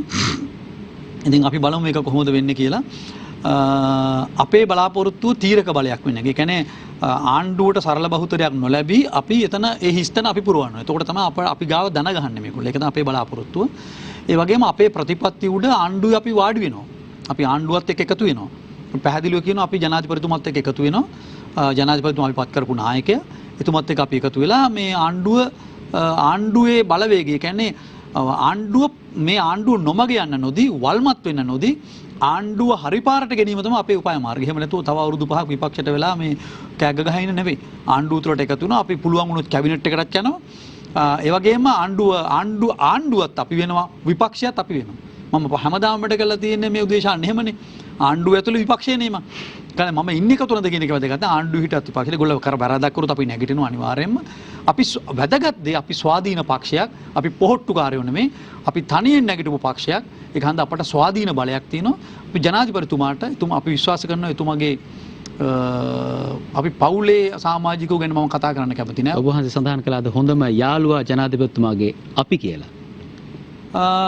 මම මෙන්න මෙහෙම කිව්වා. මේ ජනාධිපතිතුමාගේට දැන් අපි යාළුකම ගැන අපට වගේ ගැළපෙන අදහස් තියෙන්නේ නෑනේ. ඉතින් ඒ නිසා එතුමාගේ හොඳම යාළුවෝ ඒ ඡන්දීල නෑනේ අපි. අපි තමයි නියම මේ මහ පොළොවේ නියම මේ පොළොවට ආදරේ රට අතනොහර අරගලවල ජීවත් වෙච්ච අය. ඉතින් මට නාම යෝජනා දෙනවද කියන එක මට ඔය ඕන පක්ෂකින් නාම යෝජනා ගන්න තිබුණා මට. ඉතින් ඒගොල්ලා මට බයයි. ඇත්තටම මට නාම යෝජනා දුන්නේ නැහැ. දෙන්න බය වුණා. මොකද ඒගොල්ලගේ ජරා වැඩ ටික කරන්න බෑනේ අපි ඉන්නකොට. ඒක හන්ද තමයි මේ ප්‍රශ්නේ ආවේ. ඒ කියන්නේ මම ප්‍රතිපත්තිය කුඩ ඉන්නේ ගල්ලංගුර වලට විරුද්ධයි, මුස්ලිම් මන්තවාදයට විරුද්ධයි. ඒතර මුස්ලිම් මන්තවාදයේ ඒගොල්ලට ඕන මේ මුස්ලිම් කාර්යොත් එක්ක දැන් ඩීල් එක දාගන්න බෑනේ. සෞදි සල්ලි එනවා, සල්ලි ගන්න ඕන. එහෙමනේ ඔය යන්නේ හැම දේශපාලඥයාම එහෙමයි යන්නේ. ලොකු මහ ලොකු කෙරුම්කාරයෝ එනවා. කාපට් දාලා පිළිගන්න ඔය එහෙමනේ යන්නේ. ඉතින් ඒක හන්ද අපි ඉන්නකොට ඒවා කරන්න බැරි හන්ද අපි නැතුව කරන්න යනවා. අපි කියන්න කැමතියි පාර්ලිමේන්තු ගියත් නොතියත් අපි මැරුණේ නැහැ. අපේ පණ තියෙනකන් ඒගොල්ල හිතන දේවල් කරන්න බෑ. අපි 2025 වෙනකොට මේ රටේ දැවැන්තම දේශපාලන බලය වෙනවා. අපේ බලාපොරොත්තු ඉතා කෙටි කාලෙකින් UMP ඉවරයි මං කියන්නේ. UMP දේශපාලන ව්‍යාපාරයක් නෙවෙයි අද. අපි තමයි දේශපාලන ව්‍යාපාරය. නියම ජාතික දේශපාලන ව්‍යාපාරය අපි අපේ දේශපාලන දැක්ම අපි ඔරොත්තු නොදෙන මතවාද කියලා වැඩක් නැහැ. අපි සිහින කතන්දර බවට පත් වෙන ප්‍රායෝගිකව පියවරෙන් පියවරට යන දේශපාලන සැලැස්මක් තියෙනවා. ඒ අනුව ජාතික දේශපාලනයේ තීරණාත්මක බලයක් බවට අපි අනිවාර්යයෙන්ම ඉදිරි කාලය තුල පත් වෙන්න අපි සැලසුම් කරලා තියෙනවා. ඒකේ හොඳ ආරම්භයක් මේ මැතිවරණයෙන් ලබා ගැනීම තමයි අපේ බලාපොරොත්තුව. මම හිතනවා මේක මුළු ලෝකෙම සම්දිස්ථානයක්. මෙතන අපි ගන්න තීන්දුව තමයි ඉදිරි අවුරුදු 50ටම වැදගත්. ඒකට අපි කියනවා ටර්නින් පොයින්ට් එක. ඉතින් එතන අපි ඒ තීරණය ගන්න තැනදී හරි තීරණේ අපි අරගෙන තියෙනවා කියලා මම විශ්වාස කරනවා. ජනතාව පක්ෂ උපාදානයෙන් ගලවා ගන්නවා කියලාද කියන්නේ? මම අද කිව්වා ඇත්තටම අපේ උපාදානය කියන වචනේ කියන්නේ අපේ මිනිස්සු කැපුවත් ලේ දාගෙන මම UMP මං කියන්නේ මේගොල්ලෝ දේශපාලන වහල්ලු කියලා. අන්ධයෝ. අන්ධයන්ට මුකුත් පේන්නේ නැහැ නේ. උපාදානය කියන අන්ධභාවය.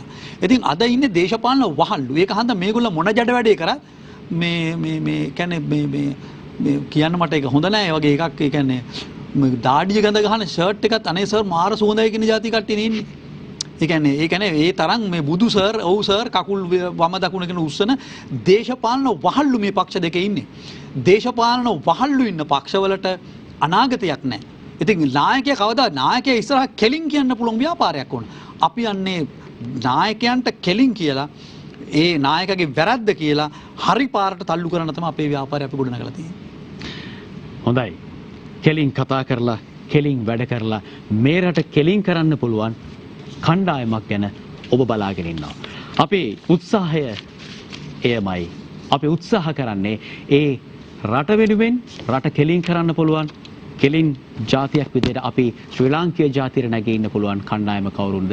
ඊට නායකත්වය ලබා දෙන්නේ කවුද? පක්ෂය කවුද?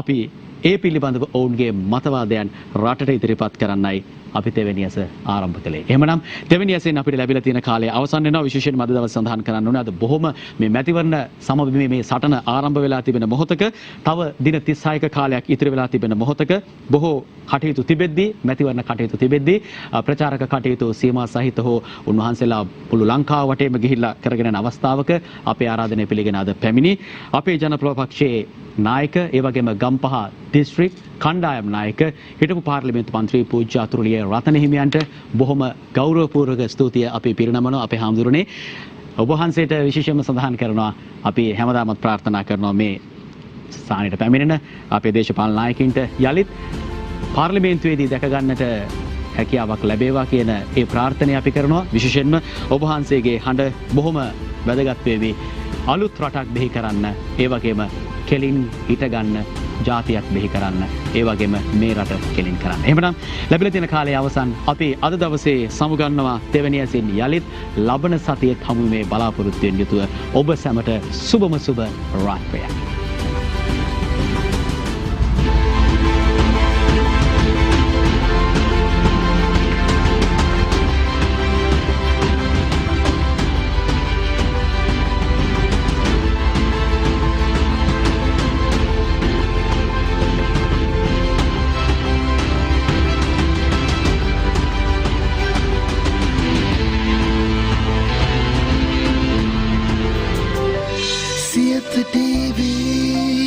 දිනපතා අලුත් වීඩියෝ සහ ප්‍රවෘත්ති නැරඹීමට ඉහත බටන් එක ක්ලික් කර සියත TV සබ්ස්ක්‍රයිබ් කරන්න.